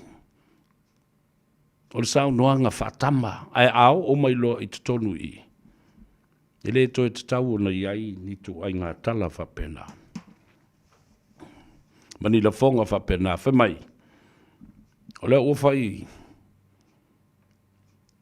i tangata mai si sui o le mauta. Ai me se au tangata o i tu mano. Ai ai se me mana o ai ai le o whaia. O sa oa i o e wa ai leo minsta. A wai fiu e whai atu. E leima se me whaia e le awali i. O i le awali i ia e refer i ai. Ma ngā i ai. Ia le upu. Peo se upu fo i lea. It's a colloquial part of the language. I le ngana Samoa. O upu e whai aso whai pea. Aso uma. Wa masani ai. Ai au to wolo i tono le fola mawalunga lea. O nau tau whai tete lea, ma mawhau le lei. I le whilinga o upu tau talai, ma whasoa ai. Nā ua ma whaina palau wale lisi, whai pula i tono le mota. Au tau whaafonga la i u leo na pue o le saunoanga alo au. Nai i le upu nai. Me se ake ia pe iso wak pa. O to whaafonga i upu ia. Nā iai wha maumonga na. A oi lai whai e whai le sui pārmia. Ale o le nafoi, o la ua whai anga i ole. I le whongoftalai. O la tō o ia whapede mea. E tō whau ai winga ia a o le vesi nei whai mai.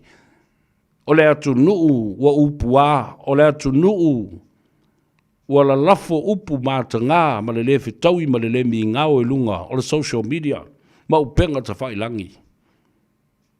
A o ai le a mata mea mai tutonui. Oi, o tau o te ngata, e ngata i le whaatumtubunga. O sui na fili atu le filinga. Ale atu nuu tau te o i tutonui o. O tuai ngā upu ma tuai ngā whātai ta inga la ia tau te mana o ia.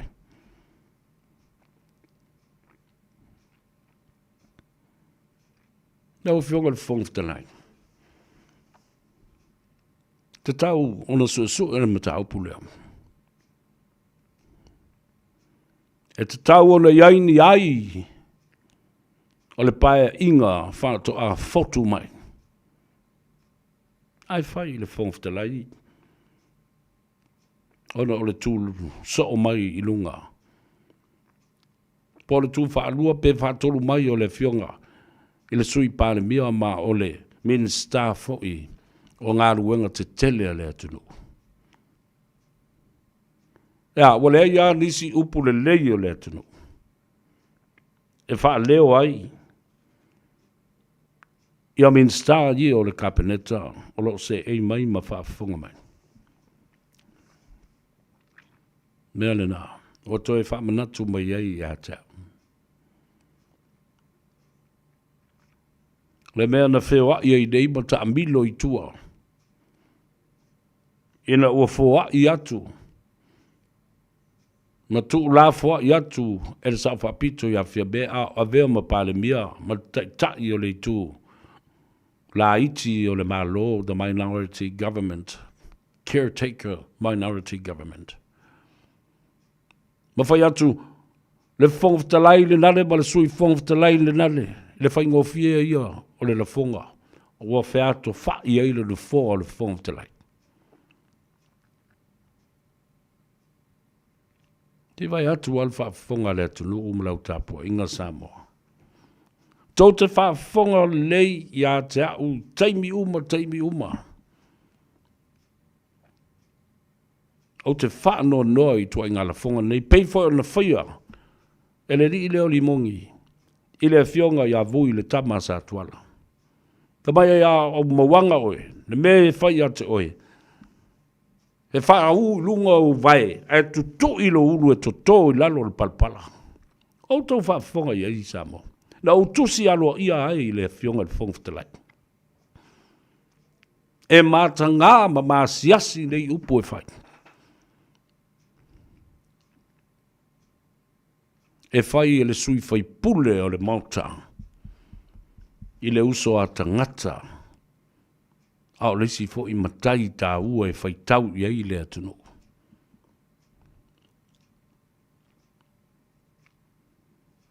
A whai wale whaia e le sunga le pali tele ta eu mas pa'u. Se fo le mata upu lea. Nau e fionga le whonga whitelain. Le tama o le ainga i le tai. Vai atu o taulangi. Leanga o oe na fofoa i ele pa ia ma ele mamalu. E mamalu fo i le ngangana. Wa umana tō ai le pule a nā whanua. Ai sunu i le ala fale o le ngangana le atua.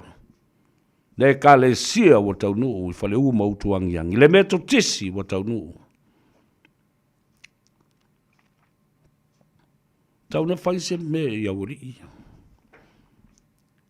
Wa le whauangina. O amionga ia na whaia e li mongi o le whatautonga. E umarona pasi le talo le tupe. A ngā i lo e sue. Le contempt of parliament i le teimi o lana whatautonga. Yo. A whawhea la. Ona o tau. Na nau tau te fia tai tai. Nā o ta i lima ta i ono paia inga. Ai le songi se sui minsta pa o se minsta. Napa lava. I to finga whaaloto i fale. O le HRPP ala tau ia malana ia whaafale tui. I le songi se to finga. O le pale mene ma le malo Samoa. Nanga ia. Nanga whai upsa. E vai le mafofau le tangata e whaia le ngana na i tono le maota pa ia. Te o whamanatu i ate oe. O winga mata ngā tū whanua na. E le whaia i tono e le ele o whaleata. Mawai tangutu, le pea mawai tangutu. Awa leo tau talatu. O le tama whaleata mau yo i au liuri. Mai ai tamai vai tau lumai. I le tumuai. I whaia whapena, ni mea mata ngā. I ele.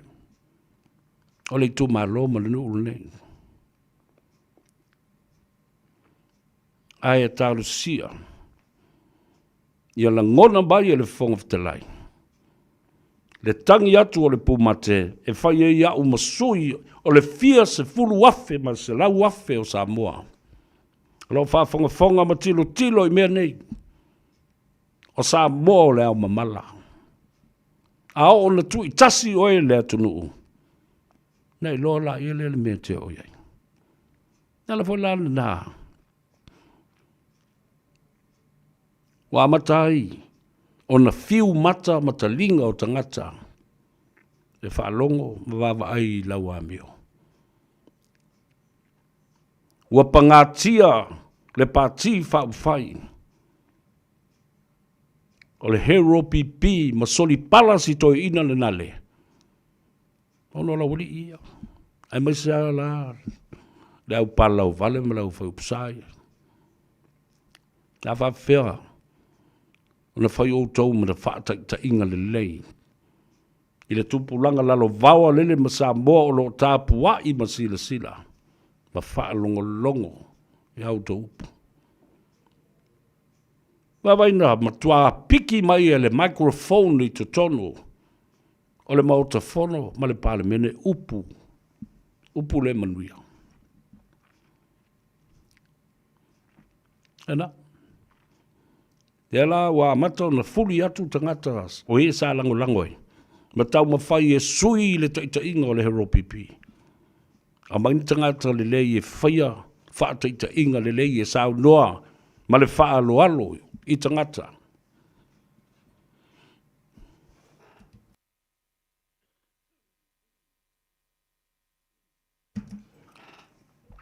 O loutou le mi ngau le na. E o oi na la matia loutou soifua ma loutou saonga le mo. I le teimi tau te sava vali ese ba iai ma te tonu. O le li o le pale mene o Samoa. You should be happy and content because you are protected with a special privilege within the House of Parliament. Ana ta oto foi tu la fono. Tu la fono tu mau ma winga tau loa. O ambionga fai pule. Manino. Fa alo lis fai pule, lis fai pule. Fa alo le fai pule. I tangata lau tele o le atunu. Ona fa pena fo lea. Ona fa alo. Tangata lau tele. Ia te autou. Ma fau iai, so se mea te anu iai malepe. Malepe atu le tautua, sau I, leo ta lepe atu. Whawhana whaia ina. Hero pipi, lalo lau ta inga. O se whai lau tusi au lua matulepa. Autou mai. Le ma whai ona autou tāpena ina ni ma fau fau. E whaafeto ai ma faufaunga o la auli ma le whaatuatua I le atua Samoa o tas. You have no new thinking to counter la auli's new way of doing things and his own manifesto. Les upu se le upu lena. Tu faltato por kalame na ia. Whaafonga fo iai ia le tātou atu no. Malesi nā mea, aso sāna se I mawai atu nei. Alu suanga le vātele le mata upu I le maliu o le tu au le hit and round la vea ai solo le tangata. Mai atu lepa. I lunga le por kalambe le ungali I le nā. Wauma fo na ave iai le tu alalo male. Fautuanga asui umai e tos fulma le whao le tapipi. Ia le mongi matu le epa. Stay away from the program of those useful idiots and those couple.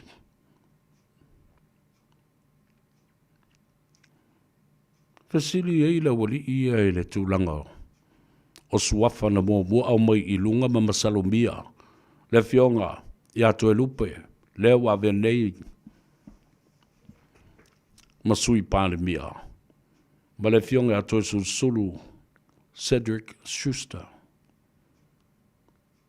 Whai mai le vasili ali se, ia nala, ia lea. Whao soso ali to ina, whai mai, ia. Na umana o whaatala noa ina, le e to lua mua o le li leo, to e lupe. Pe lo ia elfine. Ia, awa... O le li na o koe lupe pe lua e pe tolu pe whana wa. Ona te tolu. O tau sila I mea. Ma upu e tau tatala I tangata ne. Tau mama ina ai ma whaaleanga ina ai. Le ngō le whaipule whai mai. E muli lua le whaipule. E lua e pe tolu e pe whana wa. Sei sila Samoa. Ele o se mele lei, I lo utalito nunga le nā. The moral values of these people and how they think is zero. Nothing. Nothing in consideration, nothing in courtesy, and some respect to the Deputy Prime Minister, calling him and accusing him of a polygamy, of being a polygamist. Well, I like it.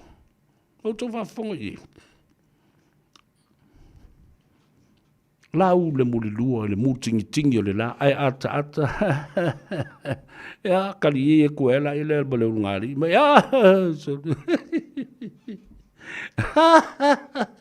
That's a serious matter. Lo ia le fatu tua le tu Samoa utasi. Lau fionga le li pale mia. Lau fionga le sui pale mia. O tau si le fia le mea e tupu mai. E misa. E fa ve vesi le loto I fale. O le fionga le sui minsta. Le fionga le sui pale mia po le minsta. Ma lona to alua. Awal tala le fine le la faine atu lupe. Se kau kala mai ala. Kau kala mai. Wa kala I o fai mai kula e poi. E mo I o iai se si o hava. Ngisi o hava se lua po ngisi o hava se kolu. Po le ale beo. Ale ale kulanga wa. It might be funny to you and I, but I'm telling you, I'm taking this seriously. And anybody that has listened and tuned in on that Sunday program, it's already screenshot and saved because of this accusation is dead serious and defamatory.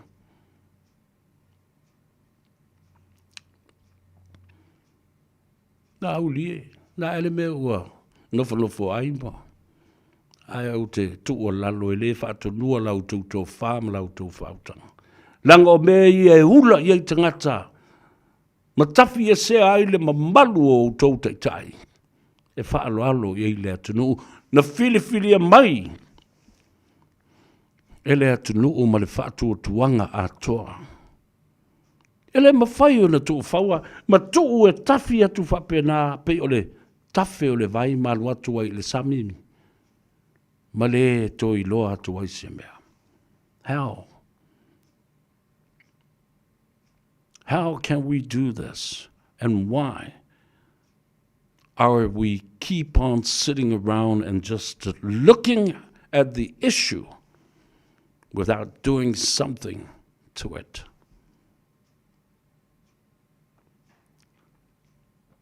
O so uvai vainganena. Mai le uma. Lo pese tuai pea. Pese tuai pea. Le ala foi le nā, o le la vai e ta ngata lango le chapipi. Whaalongo I upu ma la fonga mata ngā mas yasi va pea e whai e te taia. Le walai. Ona li liu langona o tangata. Vai o e malponi. Na o tā pena mai le lātou tusi. O ia muri o. Ua. Wa tifa. E tū maula na lango. Ai o lona whaatutuanga I taita ia. Ia tuturi ese ma wha malolo. Ua mailo lātou whanonga. E awei petesa. Ua ta tau o na iai se suinga. O taita ia. Wha malolo. Fini mai nisi. E anga waka mai lātou o loo iai. Lātou te tau awe le ngā ruenga. A wale mea moni leo tila tu fo ia. Mumusu e talo se fono. Yo, tala na wo o mai malak tamai vea la. Talo ana umal whai ngā panota, ele I toi a nginga le mata upu lea. Ole to finga te tai. Ole sui te tai. Ma le whai lau tusi. Mumusu e lote le mata upu. Because they know they will show the door to them to exit the leadership now in question. The integrity of the leadership is now in question as well. The credibility of the leadership is now in question. Ale e whi mai e lao e whaatea e se ia mori o. I lona whasiringia o le teita inga. Tau whai lea mori o. E le isau tū langa I tonu I nei, e le o se whai pule tonu le chapipi, e le isau whi au. E tau tala mai e le pūlenga ma le teita inga, pule mātou, o tau i whafo. Ioi. Nā le lafo mai au tupe whai ei, i mea le tātou vang whai. Au ni tonu e whai, malo lo. Because that's exactly what it is, and how it's been said, and how it should be defined. You know, ole winga tonu wale nāma le wha winga ina ole mea. Whai le mea mau ke wha koe whai, ai o ke whai le mea le mau ke whai.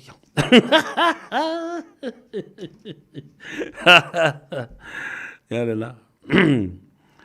Ole nā ua whaafafonga ia i tangata o tō tele lau i chapipi mātou talanoa, mai se sa o eza vea. E o ki ngāfo i maka makalinga le whaalongo so o ngako i ngā o kaunga alu o leanga le paki. Tala ia tangata e whai mai a tia. Ele o, e whai atu ni tala. Nā oa o e whai lau por kalame ma whai atu le whautuanga. I le mea moni lava o le tono lo fatu. Ma le mea o leo te wa ai iai ma o whaalongo iai. E le fi taui i lau whaalongo. Mai ta tau na whaaleo ai lau wai a ta tau. I mata upule nei. Leanga e wheso o ta i uma me nei. Ioi. E le se. To e sifuru ma 5 minute tale tu lai ono. Tātou woe tale pese. Ma tātou woe mo moli le lei ai. Ia le au whainga luenga. I le fale. Tātou ti whatasi lungo le ala tele. Ma Daniel Ray Costello e momoli le pasese le au whainga luenga. Pa lo le ngā lulue i le nei aso.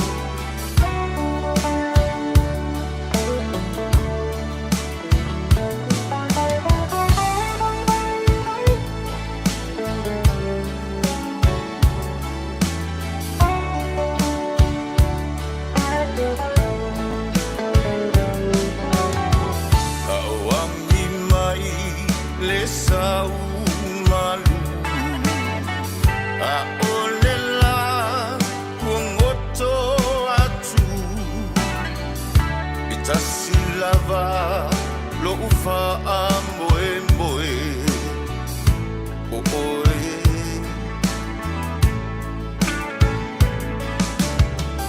le lalo langi o mo o nga e wana o oe yo uma fau fau nga o lava lo ufa moe moe o oe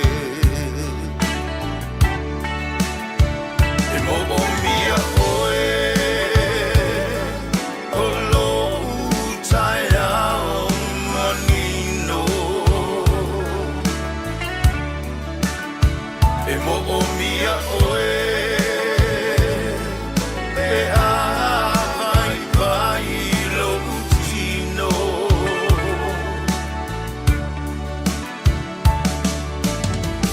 o oe o lo umano si anga a o mai o aso le anga au lava lo ufa moe moe o oe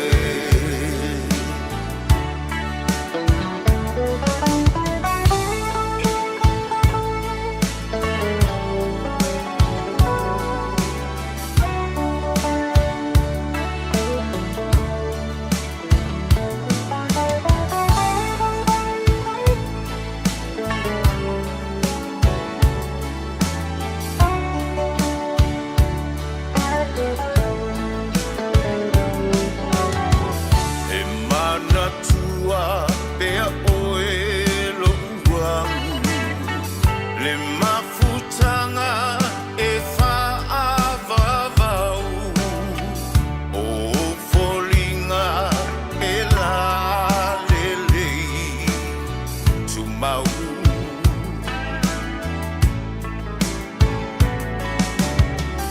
o oe moa o a mo oe tasile tino tasile loto e au lava lo ufa moe moe o oe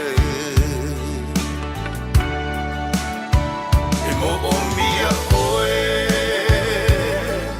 o lo utai au manino e mo o mia oe e a vai vai lo utino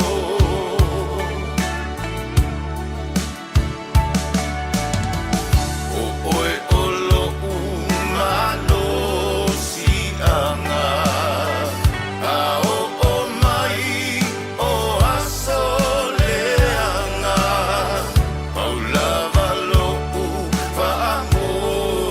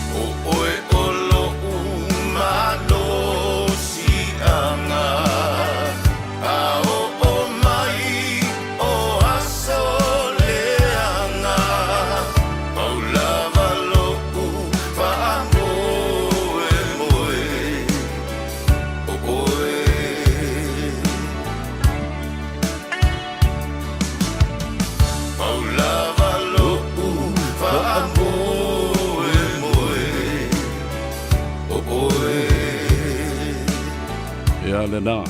Paulava lo wha moe moe o oe, le fionga ia le sā li o tuanai, ia, e wha halai fo i o mata i lunga le ala tele, a o tātou woe mo moli oe i lo tau a inga, ma le saunga le mū.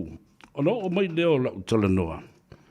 E le tūlanga tā ua tele pei o na mawhasoa ai ma le fionga.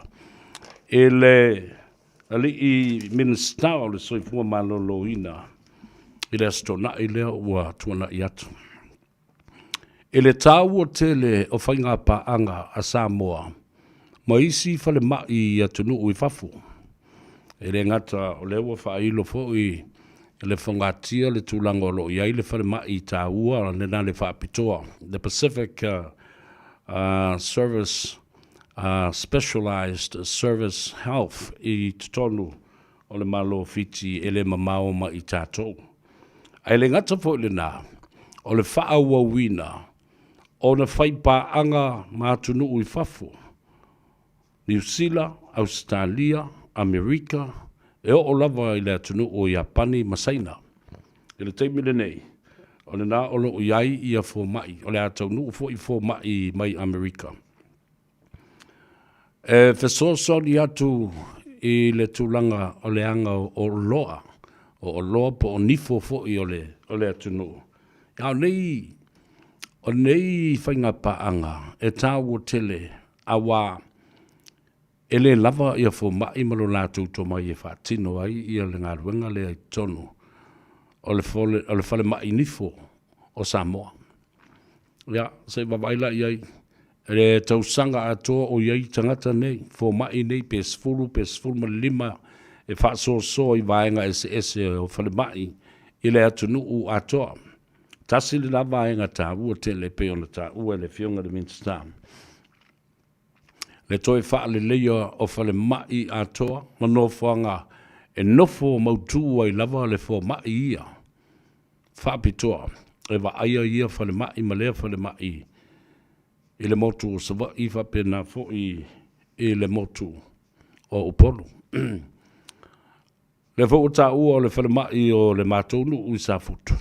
O le utamana tua wa sa mātou su tupe uma i nei. I le taimi na tau nuu mai ei le fionga le whonga te lai le nawai tau. Le sunga le lauli le maria toa. Mātou whai ai ni su ngā tupe o siva o whawhia fianga o tusi ngā ingoa. Ia. Na whai ei lava e sa fotu, a mata ei lava e sa fotu ia. Le whaatino ina o lana whale ma. Nei vaenga te la iti sa toe whaalelea mawhasoso ani mai le malo. But it was an independent initiative by the people of the Gagaifo maunga numero tas. Whapena fo i le whasoso ani mai Gagaifo numero lua.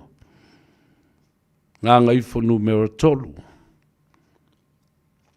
Manase, whapena ia le tūmalo ato o Gagaifo o maunga.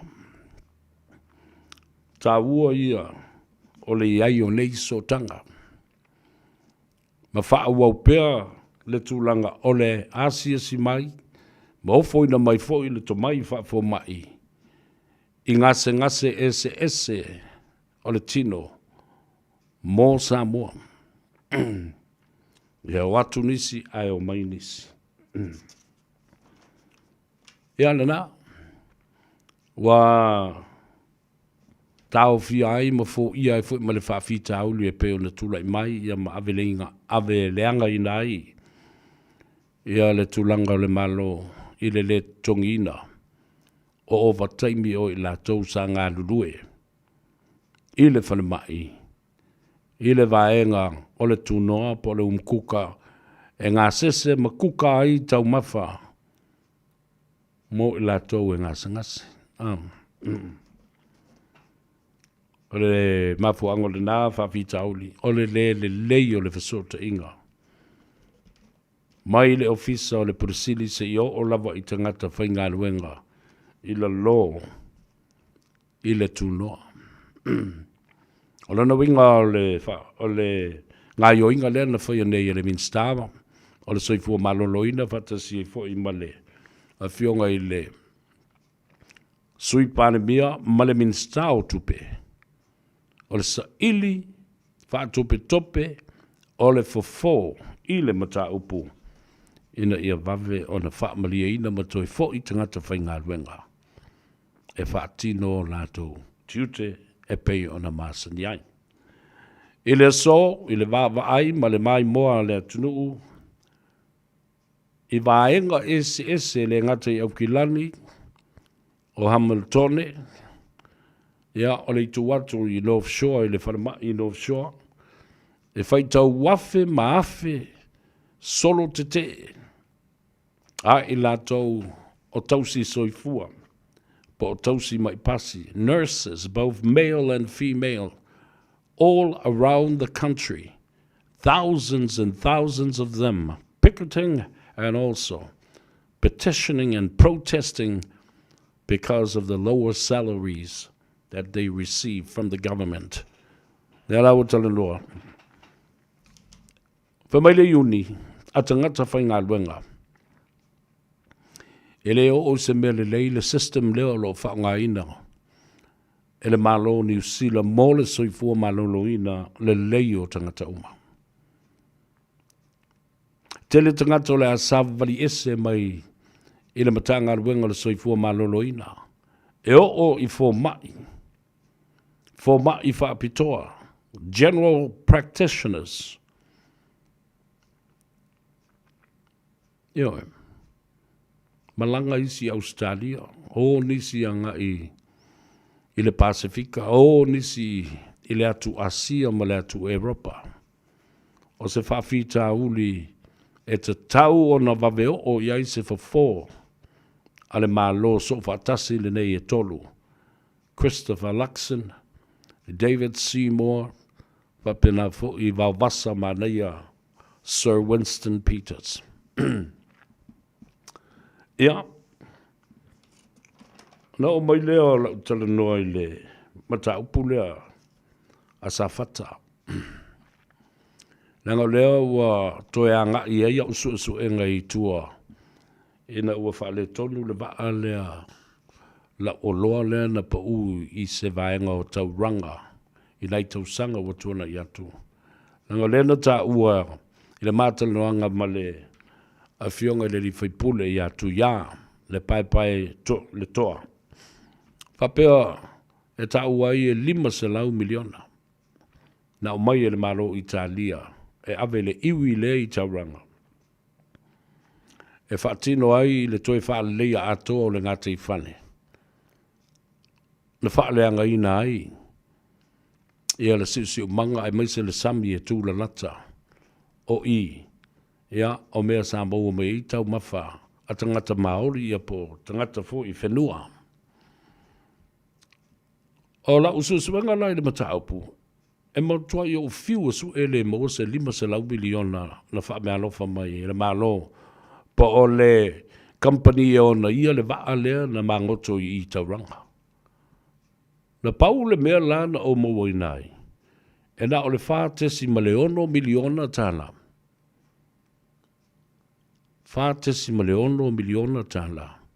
Na ave I tangata whai pisinisi o tangata whenua, ma I lātou o le iwi lea I tauranga, a tangata Māori. A fuafua I le keiso Samoa ma le tūlanga o le mangoto ai o le manawanui. O le manawanui o se tamai vaai le o se vaa te le tamai manuao lea. E le tei tusa ma le waa o loa te le ave I containers na o tau sisila iai. A wale manawanui e tai fōlinga o se vaa leo fo I lele. A le military. Lea na lātou li o ina. Ma pui le saonga le mū o le ngātai whale ma le siu manga I le taimo le asi singa mai le tupu o Peletania, King Salesa le tolu, ia malana masiofo ia Camilla. O le ala fo I la lea, e tā ua I tele, Wa olo au mai lava I lalo o tala o le winga o le tupele. A fai o le claim ba le malo. E fai masui ma fonga tau mori o le I tu malo sa fata. O lona winga la. O leo fa pe mai li poti o le tupe e te tau o na tui nātu. Sao I 5 o tangata o le tu malo sa fata. Na fai lau sa fatasi e iwa ona I tu malo o e iwa nuu sa fatalua e iwa nuu pe fia fo I la ni nuu o sa fatatas e a fia uma lava tangata o le tu malo mai le na o le tu malo fo I le e tau na sa ili ma mai ei se fautuanga e wha maoni ai o whea tawheanga I ai le au lea e ta vivili lalo le mea lea o la ua mangoto I nei le ba.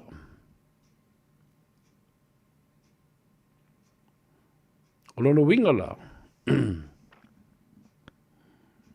A whai nei ai o I a au o se komiti whafoe a sa fatalua ma sa fatatas. Te lea fo I se whaamrianga o ta oto ai. Mai le lei fo I ona fua le lei ni tūlanga o poloketi ma ni āti na e mawhai ona whaatino ai. O le sis fulma le wha miliona le nā o lo ta ua. O le foa I le malo. Le mea la le na e pule le malo. Le mea le na e faso soe le malo. E tawala mai I le minsta ma le mtanga luenga o puna ofa na natura. Ma le si o si o manga. From time to time, the Office of the Minister of Environment and Natural Resources will oversee the developments and also the monitoring system of the cleanup of exactly where the Manawanui zank. Me tā uole nā e tau na māmalama iei. Nei te fau manatu sa fata lātou te a apa ma sopo ma tau ma whai e au mai se vāenga o le 4 miliona le nā. Malesi 4 miliona leo te whanong te fo iolo whaanganga mai I le lumanai. E manuia pe a le lei o na whasoa. E manuia foi pe a le lei o na tuu se trust fund. Ina ia pui ai wha le tu lafono. I lalo le vava ainga le malo ma le minsta. Le wha so ina o se leni nei matupe nei I taimi e wha tino ai ia le clean up. E wha tino ai a si singa. Wha tino ai ngā o inga ina ia mautinoa. O le a maua pea I a ma maua fi ngota e pei o na masani ai. A o le io o le taimina ma ngoto ai le vaa leo. Leo tātonu le tu nai ono la tātou wou ia tātou telefou I vai whanua. Ia, a wā fo I le whafonga tāpua I le tunu. Ma mālmala mai fo I mea ono o tutupu I le loto I whale. Ia, ai maise o le whaalawi lo pea o le mea lea ua anga I ai ia le. Ia le tātou matangi fo I lea malorosi lea o lo o manatu le I te ua a whaina ai ia la lo Kalaistete, Canterbury, Hawke's Bay, ia maisi no whanga ese o lea o lo o anga I atu iai. Ia le matangi, ia mati munga malorosi. Si mai whafonga o le toi whasalawina ia o tala I vai whanua I le ngangana peritania mō le nei astrofi.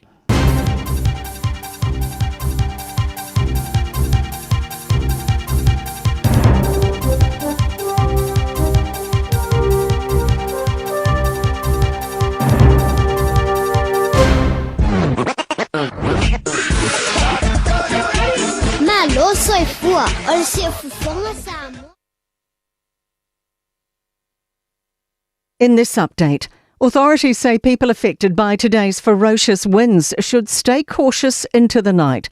Red wind warnings have been lifted for Canterbury, Southland, Stewart Island and Clutha, while Wellington and Wairarapa has been downgraded to orange and expires about now. A civil defence centre has been opened in Greymouth, where some households have run out of water because of treatment plant issues. And people in Clutha are being asked to conserve water. Tens of thousands of properties still don't have power, including in Canterbury, Wairarapa, Manawatu, Huanganui, Marlborough and Southland. Emergency Management Minister Mark Mitchell says the response has been very good, but we're not through it yet. There are still things happening, but I anticipate by the end of the day, most of those would have been dealt with and resolved. Fire and Emergency Canterbury manager Brad Mosby says a large fire in Hamner Springs is contained, with some concerns around the blazes still burning near Kaikoura. We've had a flare up at one of them, so we need to remain vigilant in that space there. And we've also had another one developing in Waiau, so we've got crews working on that one as well. The West Coast is still isolated by several road closures. In Wellington, flights have resumed. Metlink train services are cancelled for the day with some bus replacements. Two sisters who joined strikers in Auckland today work in different fields but have matching stories. They are among more than 10,000 union members marching down Queen Street.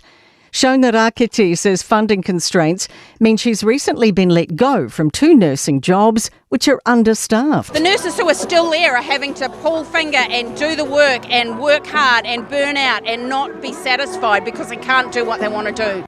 And specialist teacher Nicola Thompson says she's constantly pulled from her classes to cover other teachers. Another 2 new measles cases have been confirmed and a high-risk exposure on a Cook Strait ferry. We now have 6 cases. 4 are linked to a Blue Bridge ferry from Picton to Wellington, departing at 2 p.m. on Friday, October 3rd.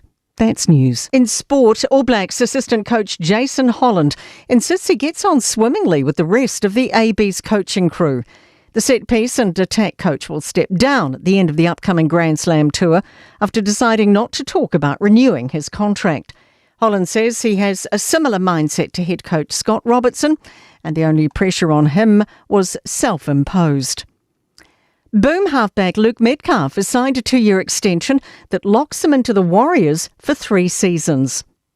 And the Cronulla Sharks say Kiwis ringer Ronaldo Mulitalo has ruptured his ACL and will have surgery next week. That is sport. I'm Raylene Ramsey. Ia nena, tātou tala nā I vai whanua I ngangana Peritania, toi whamanatu o tuai fo'i a te oe, no whanga uma ia I Wellington, whasolo o tuai Canterbury, Hawke's Bay, Christchurch, lea o loo anga ia tu iei matangi malolosi nei, e o olona sausawa I le se lau ono 10 kilomita, ono winga. O le makua sausawa kule kawale, o le tawale, e o olo le valu 10 e lo lo mutua sausawa ala wo o iai. Se lau lua fulu, ia leo o le se lau ono 10. Ai e lau tangata na maliu I le asoni na fiu, ono na pau o se lau o pau, fo I ono le manosi o le agi le matangi. Ai pau tonua I lungo le tangata. Lea na maliu ai lava e le I o atu iai, ia le tōtele o I lato o le au lawe ai. St. John's Paramedics, au umale o la o si tangata. Mana ia la le lapta inga le nā, o lo amatu, o lo whaafonga mai o tātou ainga I Wellington, Porirua, whapena fo ia I lato o lo ia I Hawke's Bay, ia o Christchurch, ma Canterbury a tōlama. Ia, o leo amatu le lapta inga ia te utau, I le ngangana Samoa. Ina ia no fauta iai, ia ma whapena fo I ona tāpena pena ai. Ai loe mau lalo le mea nei lo fale wa le watu ele ngata sao sao matangi. Ai o tu whatasi ai lava ma le tūlanga o le timu ia matawhenga. Ia le ua tauwhia, sa tauwhia ia whainga malanga wa lele mai Wellington o le ua toi tatala. Ai ua tauwhia uma malanga isi ia pasi ia maisi fo ino fo afi. Are se mea ki kaonga I se mea awe ke haru fua. Oloa, no fa le ma city pretty le fale ma. Wa ile ko inga ma le o matua. My thoughts. O mafufonga, masafifinga, masemana onga, olo o ia te au. Taluai ona le poroketi le nei o le tasi le miliona lea wa upgrade nei le 2 miliona fuafua. E le au fa inga o tangata manu ui totonu o le tumalo. Ua mai fo i komiti mai fafo, mali poti mai fafo i malo o fatasi, ai mai se malo le taupulenga. Ea ma se komiti o le Small Island States. Ua mai tilo iai. O nisi o fale tupe, maa tinae, ua mai vava ai, ma sila ma ilo, ma lau li liu. Li poti al polo o keti. Ma iloa ai ma wha maonia e tangata ata ma mai nei. I le fuaina o le tamau a inga o le atunu u le GDP, wha pena ma le inflation, and sustainability developments. Lono winga, o ati na e wha au ma whai o na wha tino, ma wha le leia mo se teimi umi. O le matua le lei o mawhauwhongo tangata na whaia le mea leo le poloketi lea. Lea lawa o matu le whātau sanga, ma wata oto mai fo i le tala whātau o le tupe lua fe lua lima se i o le lua fe lua ono. Olo o iai tupe whaanganga mo le poloketi ma le a si i le 2 miliona po le miliona ma le afa. Mo se whate tainga la. O lo utu malo. A wai tele o utu malo. A lo utu malo leo te matai e le swafa. A lo tamalangi e pesta tamalangi. Sa fotu mamanasi na o le lua anu. Ngā Gagaifo maunga numero tasi le na. Tasi le miliona le na matu. Ona na o le lua nu. Ia lea o te iloa, le ailonga o se 2 miliona si a matu se leni. Ai pe e o se tasi tesi ma le afa, pe tasi tesi ma le ono, tasi tesi ma le fitu, tasi le miliona pe valu se lau wafe ua whao popo atu. It's still a lot of money. For a very small district of only 2 villages.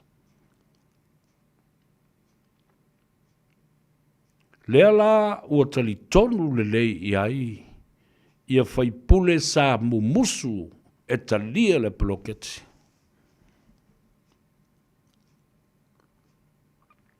Wānei, saunoanga whatau pou umalama i lātou nei.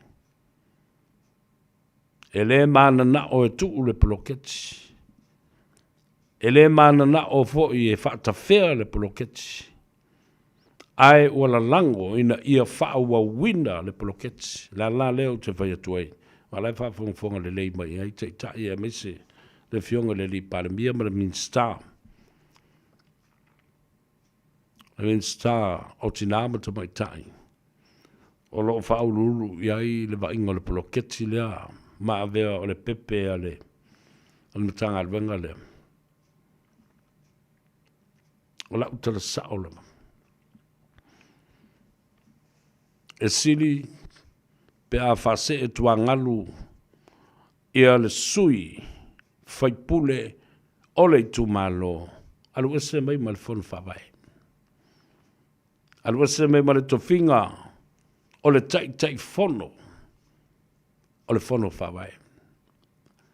E ile mafuanga e leo na matu lau tala leo. O le pine o lau tala leo. Tele te whono na lātou whaiani whai unga e le tala whiangai ma whainga whawai ma tula whono te iala sa whata oto atu e le pāle mene. Whata oto atu e le kāpeneta. Ma le pāti whai o le mālo lea.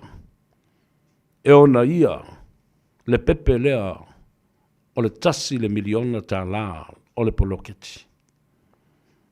E ala no whai atu le tūranga lea. Leo welo atu le teimi mua. E le o se mea te tau ai o na se ai ina. Se whai pule po se te maoli tu malo. O tou le palemene mo e whai au tou tiute. O whono wha palemene. Tā tia le poloketi. Fili tanganga se tei fono mai to tonu ole I tūmalo. Le au whainga runga uma I wai tonu le tūmalo. Ona, manatua. E le sa vavali whaipule ia na tei fono o le hero pipi I le paketi I to tonu lato I tūmalo. So I need another headache again in the future. Now we've learned no whaiatu foi. E tele le sona tā ua ma le au ngā na tātou wawa o ina mai le poloketi le nei. Now this is one of the lessons and one of the main things that we needed to change. Remove all members of parliament from chairmanship of the district. Ese. Oi whai tō ngā ruanga wha parlimene. Ma oe toi sa ili mai le tele o nisi tupe mai fsosoni. Wha o popo o ile. 2 miliona poloketi. Wa lato wi loa nei le tā ua o le atina e le poloketi. Wa uma le lato whai pona I le poloketi. A ua fia o mai e ambo le poloketi. Wanti la ia. Whaku fo ia e ngofo le leima ma whau mana malama I mea ia. Ona whaato a oso I leo popa. Ia lea la wana nau mai. Alo whangia wha more I le malo. Mare min star alo wa I le poloketi. Wha more toi au mai tāsia. Lea wanoa o te tei whono ai. I le paia inga le nei lona sifulma le vana. Wa wawai o iri le tupe wha popo. $1 million a ea.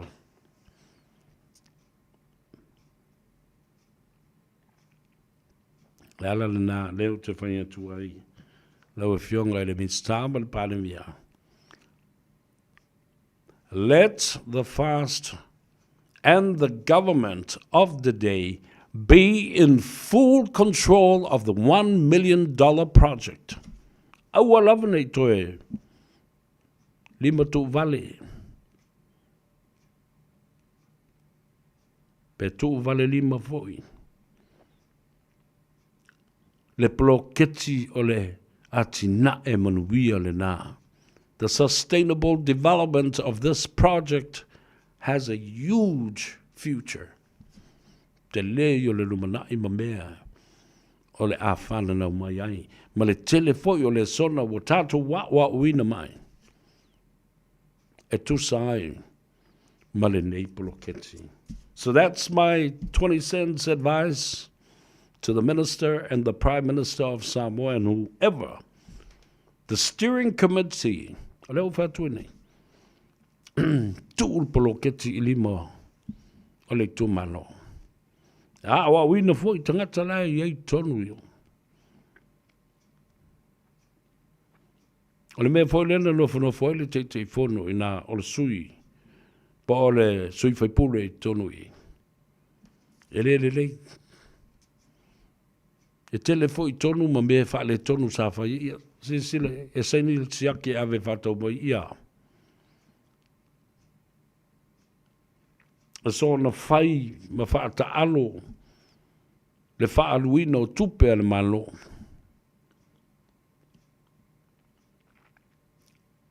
Mai e tā ua tele. Le toe tanga ima toe sila.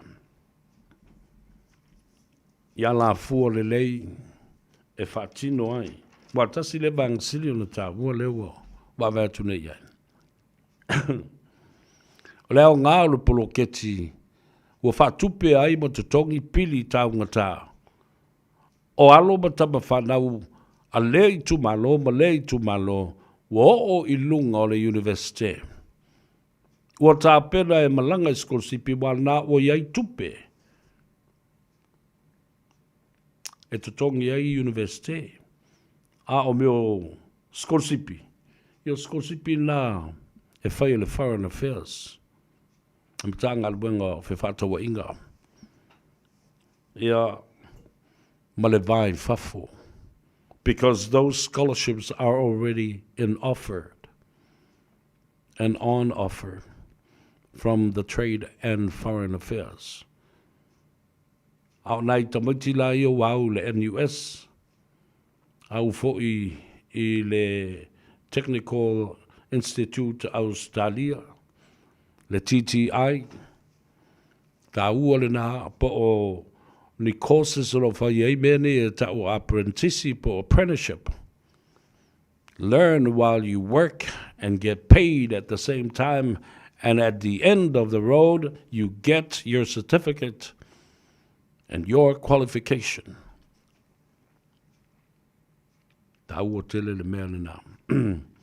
Lea la o te tongi atu I tupe le tu malo, ia pili o I lātou ia o skolsipi lava I tutonu lava lātou ia ma anga I le universite. E roa tu le tupe le nā I tutonu o le malo ma le matanga luenga o a onga, toi roll mai foi. Nā o toi alu e le tanga a le malo. Ese le tā ua pe avav ai nei I le tūlanga I whaanga solo ai. The importance of how this money is circulated in the local economy and it lands back into the pockets of the government of the day. Ele se se. Patalo fatu I le uso ya nuu alo ma tavale. O tavale le ta alofa. O mai mo mai I nā Seattle, Washington, Tacoma. Fa mai ta alofa le atou sa vea ua tā le tu lae se fulu I le pō ia I mātou I nei. Ia, wata alofa atu. Tele o tātou ainga. O lo alala ma papa au. I te tonu o le fo I stete, Seattle, Washington. Ona tawalunga atu leo se langona. Sa au fel wa I lava ma wawa ai. E le maketi sa walu su e mai sa pusa fai ma sa u. Ma se pusa talo. A se tasi o tina. Sa fesili mai ia tau. O le alu lo I a tātou maketi ia ma tātou whaleoloa ia ma sani. A walu sa o lava le turners and growers. Sa o fel wa I ala I leba o wawa ai fo I talo mai Samoa ma tātou fai mai Samoa. Ma wawa ai fo la I talo Fiji, talo Tonga, o lātou fai ma lātou oloa. O wawa I atu, o lo loa I lola I le ama mautinoa. E iai la le whaato anga lae, le whai whaato anga lai Samoa. E ona ia fuanga, fua whae le leanga ia. Neu o ma I wala tusi mai le pusa whae le whae Samoa ma le talo Samoa. Ai tilo atu iai. E iai le ese esenga, o le tau o le talo Samoa ma le tau o lana whae. Ese mai le tau o Tonga, o lātou talo ma le lātou whae, I whape nā fo I fiti. Lale ese esenga, e tau ngata atu, le talo a Samoa, ma lana whae, na ilo le talo o Tonga ma le whae iau, a fiti. Ai le te le ese esenga. E valus fuluiva. Si tamai tanga talo le nā Samoa. Ia, mas tamai tanga talo a fo le a Tonga. E valus fulu lima. Valus fulu fitu tātou. Valus fulu lima I. A o fiti. E valus e fulu. Nei tamai tanga. Na salo pe tai 5 kilo por tai 10 kilo. O bafo fonga nei na o mai la fif se lau iwa sful ma le tolu. A matu ngā lulu e ma le sunga. Ya vatu tui a Pete Meredith. Ina ua whanau mai le por kalamele na vai tau. Ina ia whaaloto tele Samoa. Ma wha malo sia Samoa. Ina ia whatau a tātou fua whale reanga o lau mai Samoa. Ma tau nuu land mai I maketi nei New Zealand. Pe lua tā la, pe tolu tā la, e siri atuai le taungata atuai i le tātou tangatalo. I tangatalo tonga mawhiti. E ala na whaatau e le Samoa. O le mawhau whaunga le nei. Tātou te whaataua o le whatu e alofa i le tangata whai whaatoanga le Samoa. E te loa le lei le au whai lea na whai o na tai whai. Matuu te tonu i le pusa lea. O le au whai nā amo mai liu liu. Pe nā amo mai le tonga whai. I so la ua. Po saundi atu, po whea lava le fioanga. Po o mata utu le whanga. Po o ngā Gagaifo i le vau. Po o le motu tele i sa la whai, a e tasi le mea te iloa o le whai a le Samoa. O le whai whaato anga o le Samoa. E na watu la i mai la le porkalame le nai, le awhi visalau i vasfurma le tolu. A o ngā lua le nai. I le tioa le Pasifika, o siu fonga le Pasifika. Le lima tolu tasi PI, nisi o Samoa, urua i Samoa, na iai le whaawaina, o le tioa le na. O langona la le na, na lai o na whanau mai le porkalame le na. We buy Samoan manufactured goods. Tātou te ono sai, pe lua tā la, pe tolu tā la e tau ka tā ai, le o loa Samoa, pe a whatustusa isi o loa ia. Le talo a lea, talo tonga, le talo Samoa, ma le talo Fiji. A o le taunu mai o le talo i nei, e te iloa le le iai, le polonga le whai whatoanga a Samoa. E whapena fo i isi whai whatoanga tonga ma Fiji. But you buy it because of the emotional attachment and connection to the Samoan farmer in Samoa. Wa e whaatauina ono loa nganga. Wa whawhati atu. Wa e loa le leia, le taanga, ma ngā ioinga nā lai o na mau le whai lea. Tō le whai. Tapu e le whai. Whasusu le whai. Teu le whai. Whanga le tūmō le whai. Sala le lausului o le whai. E umi se taimi.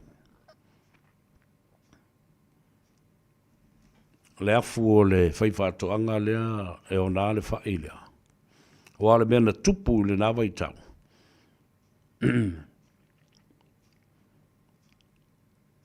E o maana to tō le whatoanga. Pe o le ala usu fo i le ngātai whale. E tō sia le ngātai whale e le au whaiwhaiwa. O le au whai koko ma le au whai popo. E umana to tō bene. O mā umanga. O na toi ola i o leo whātoanga. O le au whai whātoanga. I le taimi o le sele-selenga. E sele-sele. Whawhai. Whapusa. E saulu le whai whātoanga i whafu. Saua ia. Mo le whalango le malopo o le ala au tō por kalame e whātino o le melea. Ai saua le whai whātoanga ia. Saua ia na lava tupe. Malona lava mala malama. O whea la kālu ia. E sau i New Zealand. E sau e vava ai e sa vali solo. I maketi e sa vali i whale o loa e alu i teri, e alu i lea. Supermarket ma lewa. E alu ea. E alu e tau tala noa. I si ana ngangu, pangu, tulau whafonga le tuno. I tangata pule, māwalu runga ia. How can I get my taro here? How can I get my bananas here? Talo whai. How? You tell me how. I got some taro. But I want to bring some taro. How much? They're allowed to whai atu ai nei. Samoa I lau whaafonga mai. Ma fau fau alofa I o tātou lau whai whātoanga. Le tu ai ngā saula lea sauroi I le whai whātoanga lea. Tia I umala na sele selenga. E taunu uatu wa pala le sele selenga. E taunu uatu wa pula wha. Wale o toi ao ngā mai eiso na quality se market. E a mai wafu. Ia ailo ele ainga. Pe aveloa whaatau sa wali le market. Po lea lava le me whai tufa I ainga. Le tauti ngā te le.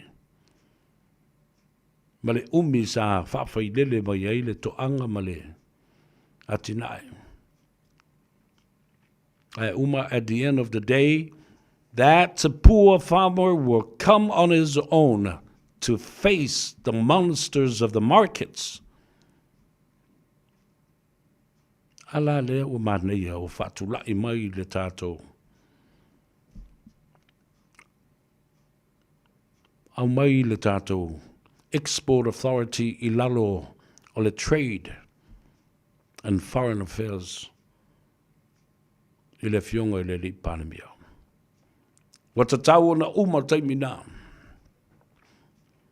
Wa te tau ona nonofo le leila au whai whātoanga ma le au whai oloa o le au whai Faiva o ewa ai le vau matua ma la au ai maise o la fumanu mo a ano manfasi. O le taimile nei wa tau na tanga I ei le malo ma sila sila I le mata upu lea. A o lo le taimile sele sele lo le whātoanga, le whai whātoanga. La umai whea, la umai I centers ma warehouses ese lea, e lea ngata I sa vai, la ui fo I kou me o sa le longa po tua sivi. A ia manatua, ia le lei ma te tele ni whanua I whau ai ia whale nei o warehouses e.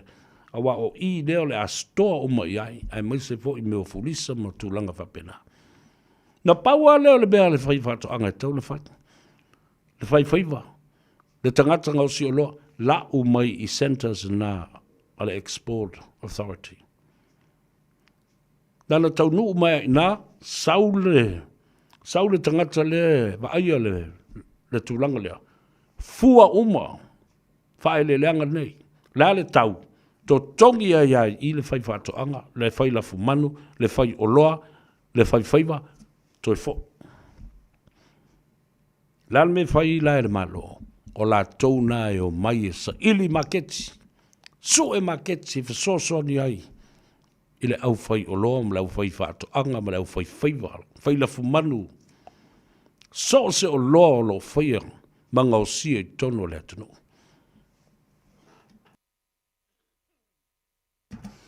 O mai tangata ia, o iei to mai whaapitoa e negotiate ai, ma whai loa I face to face on a diplomatic level. Wa si I le whona, e anga I ai. O le malo, o fe whaatawa inga, I fe whaatawa inga. O tātou o suppliers I tangata e whaonga ina, le o loa lea. Ioi. I le toi nofo le malo. Tele le ngā luenga I tau na whaatino. Sa ili maketi nei, sa ili Australia, sa ili Hawaii, sa ili Amerika, sa ili I le atu Europa. Sa ili fo I le Pasifika, e maise, lo tātou uso tua oi tuila manua. E le leini o lātou whanua. E mau poe ma mau ngā, ma maa. E mana mia I lātou, e tele a lātou tupe. Nā wawe le mātala noanga ma le fionga I le Palestinian Senate. Mai le atou sa vea. Le wawe sili mai a tau. Wawe mai tūle epa. Amana o se mele sa wia o e alu sa oa le malo Amerika po le Palestino Amerika le sa ufo I atu le manu. Ata e lo ma. Soi lo ma le to ina. Langa lava le to ina le to fa. Ma malu ma le to fa mapo. Ata lo ma tua o lo ma tali. Ma ya, me kala siri. Me le sau. Ile la tu ya oi mal ko vana po ila.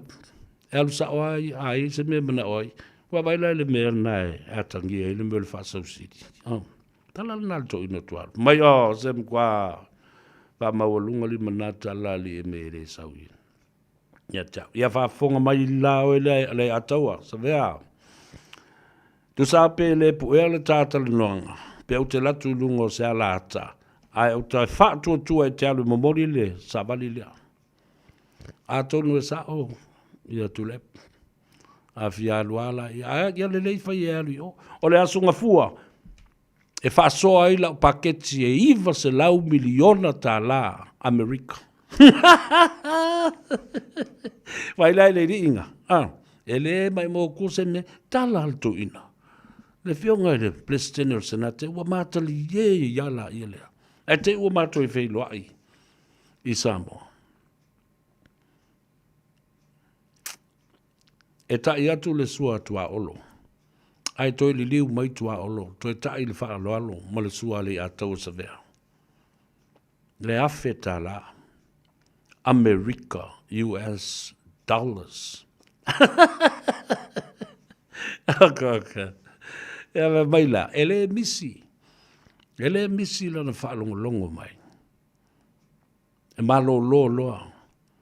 Mana o loa fo ina te whielo. Fo i poa ka kou miri ngā kingo le whai ngei ma nguki ngā mea. Ai wha malo mai a le to ina ma. O mori la na whaafitai. Ele tele fo i o isi mata upu. E mali e le whaalongo longo. Poro kiki a Samoa ma poro kiki a New Zealand ma Australia ma polo kiki fo i America la to masania. But it's something different, a different sort of taste, a different type of approach. Walang tala le na. Walang na whaalongolongo. Ile manino le leo na whaamar malama se tulafono po se mata upo e a fia ai.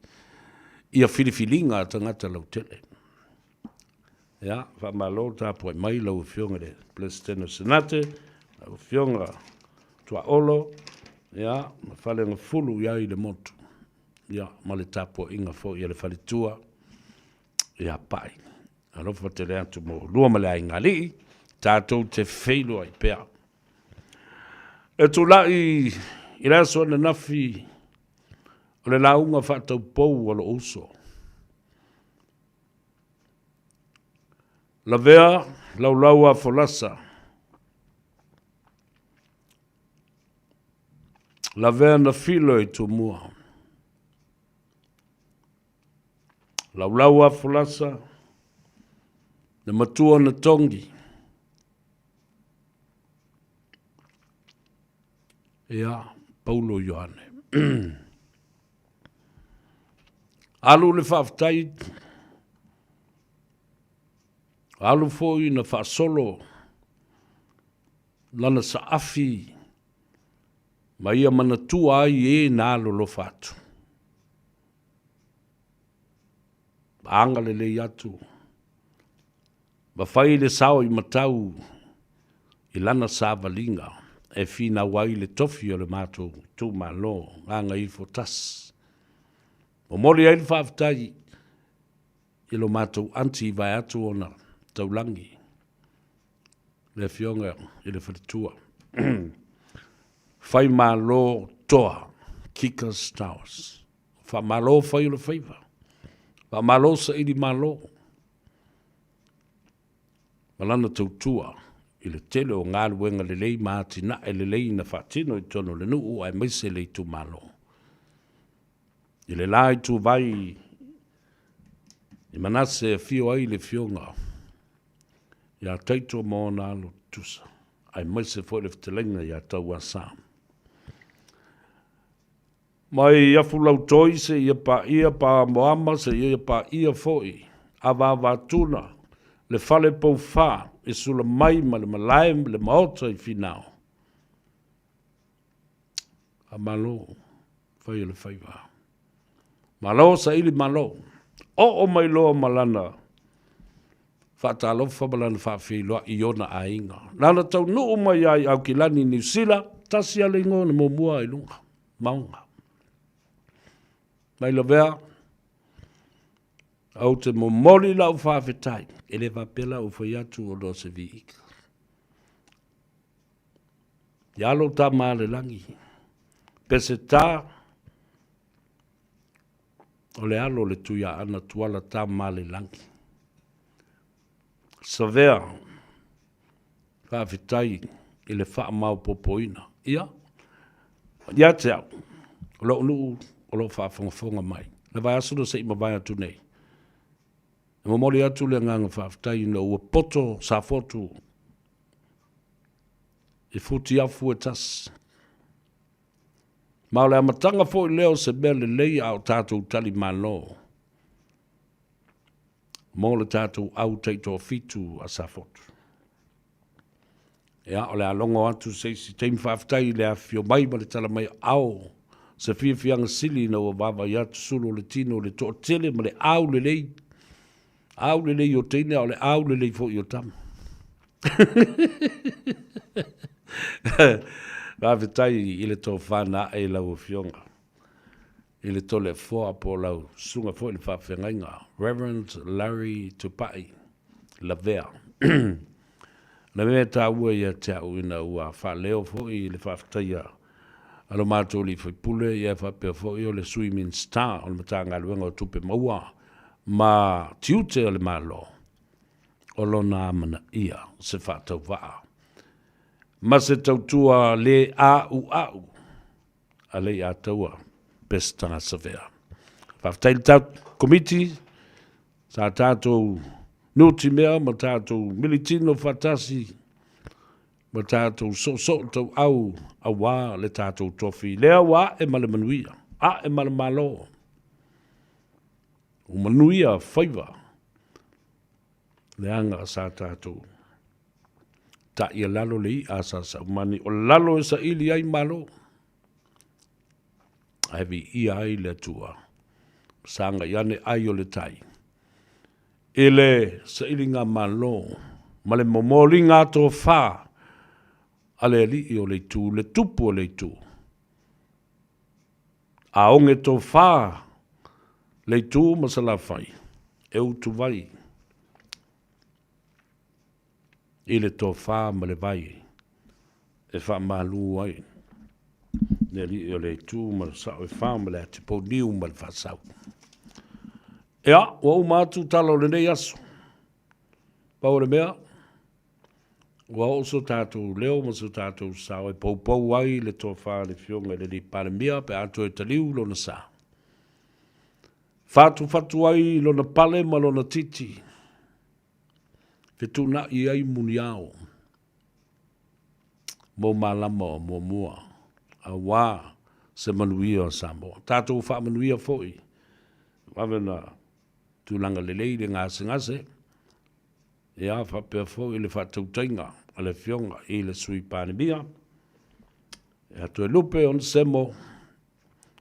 E a malona soa tau le fionga i le ministao tupe o le si foi. Sui pale mia, wha oli. Ia la ua uma, la o ia le tofi la. La fionga ia mulipola ana rosa, molio o ale. Pa mangalo se leo, le wauna, a whai ua le tau tamali, ma tau la ulu i lau wha fonga le so. Poto le tau tai. Ia e fwe le temie, e sasi ai. Ia manuia tele, malo longa le nei a fiafi. O tau lo lunga o le ala tele i le teimi le nei. Ia, walawa le vale kasi i lunga le awala.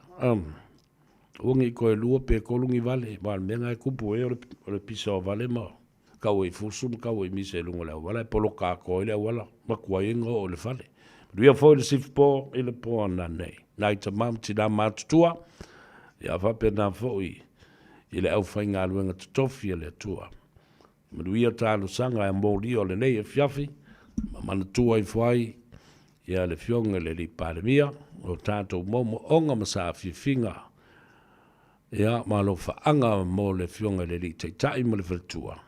Ia e maise fo i le tō tele o le mamalu o le atunu, manisi o lo whaatau tulia, ona o apulsi o tō whanga, na whainga tāo le nei fo i soifwanga, ina ua pula la ngoto, le soifua, ia ma po ia ai i ngā se ngase ole tino matua. O tala nā, e winga i o tātou tangata mā lātou āmio ma upu na whai le aso. Those are the stories about our people and what they did and said today. We'll see you tomorrow. Tawalunga iai, ngāruenga uma o Gagaifo o le Faiva, o le nei mai aso. E manuia tele le atunu tu o tau le pese, a le a onga te le vau, Don Bosco mai sinamonga momomoa, whai mai, le anganga pa iai, Holy Spirit, via tele, le atunu, wha soifua ia mai manuia.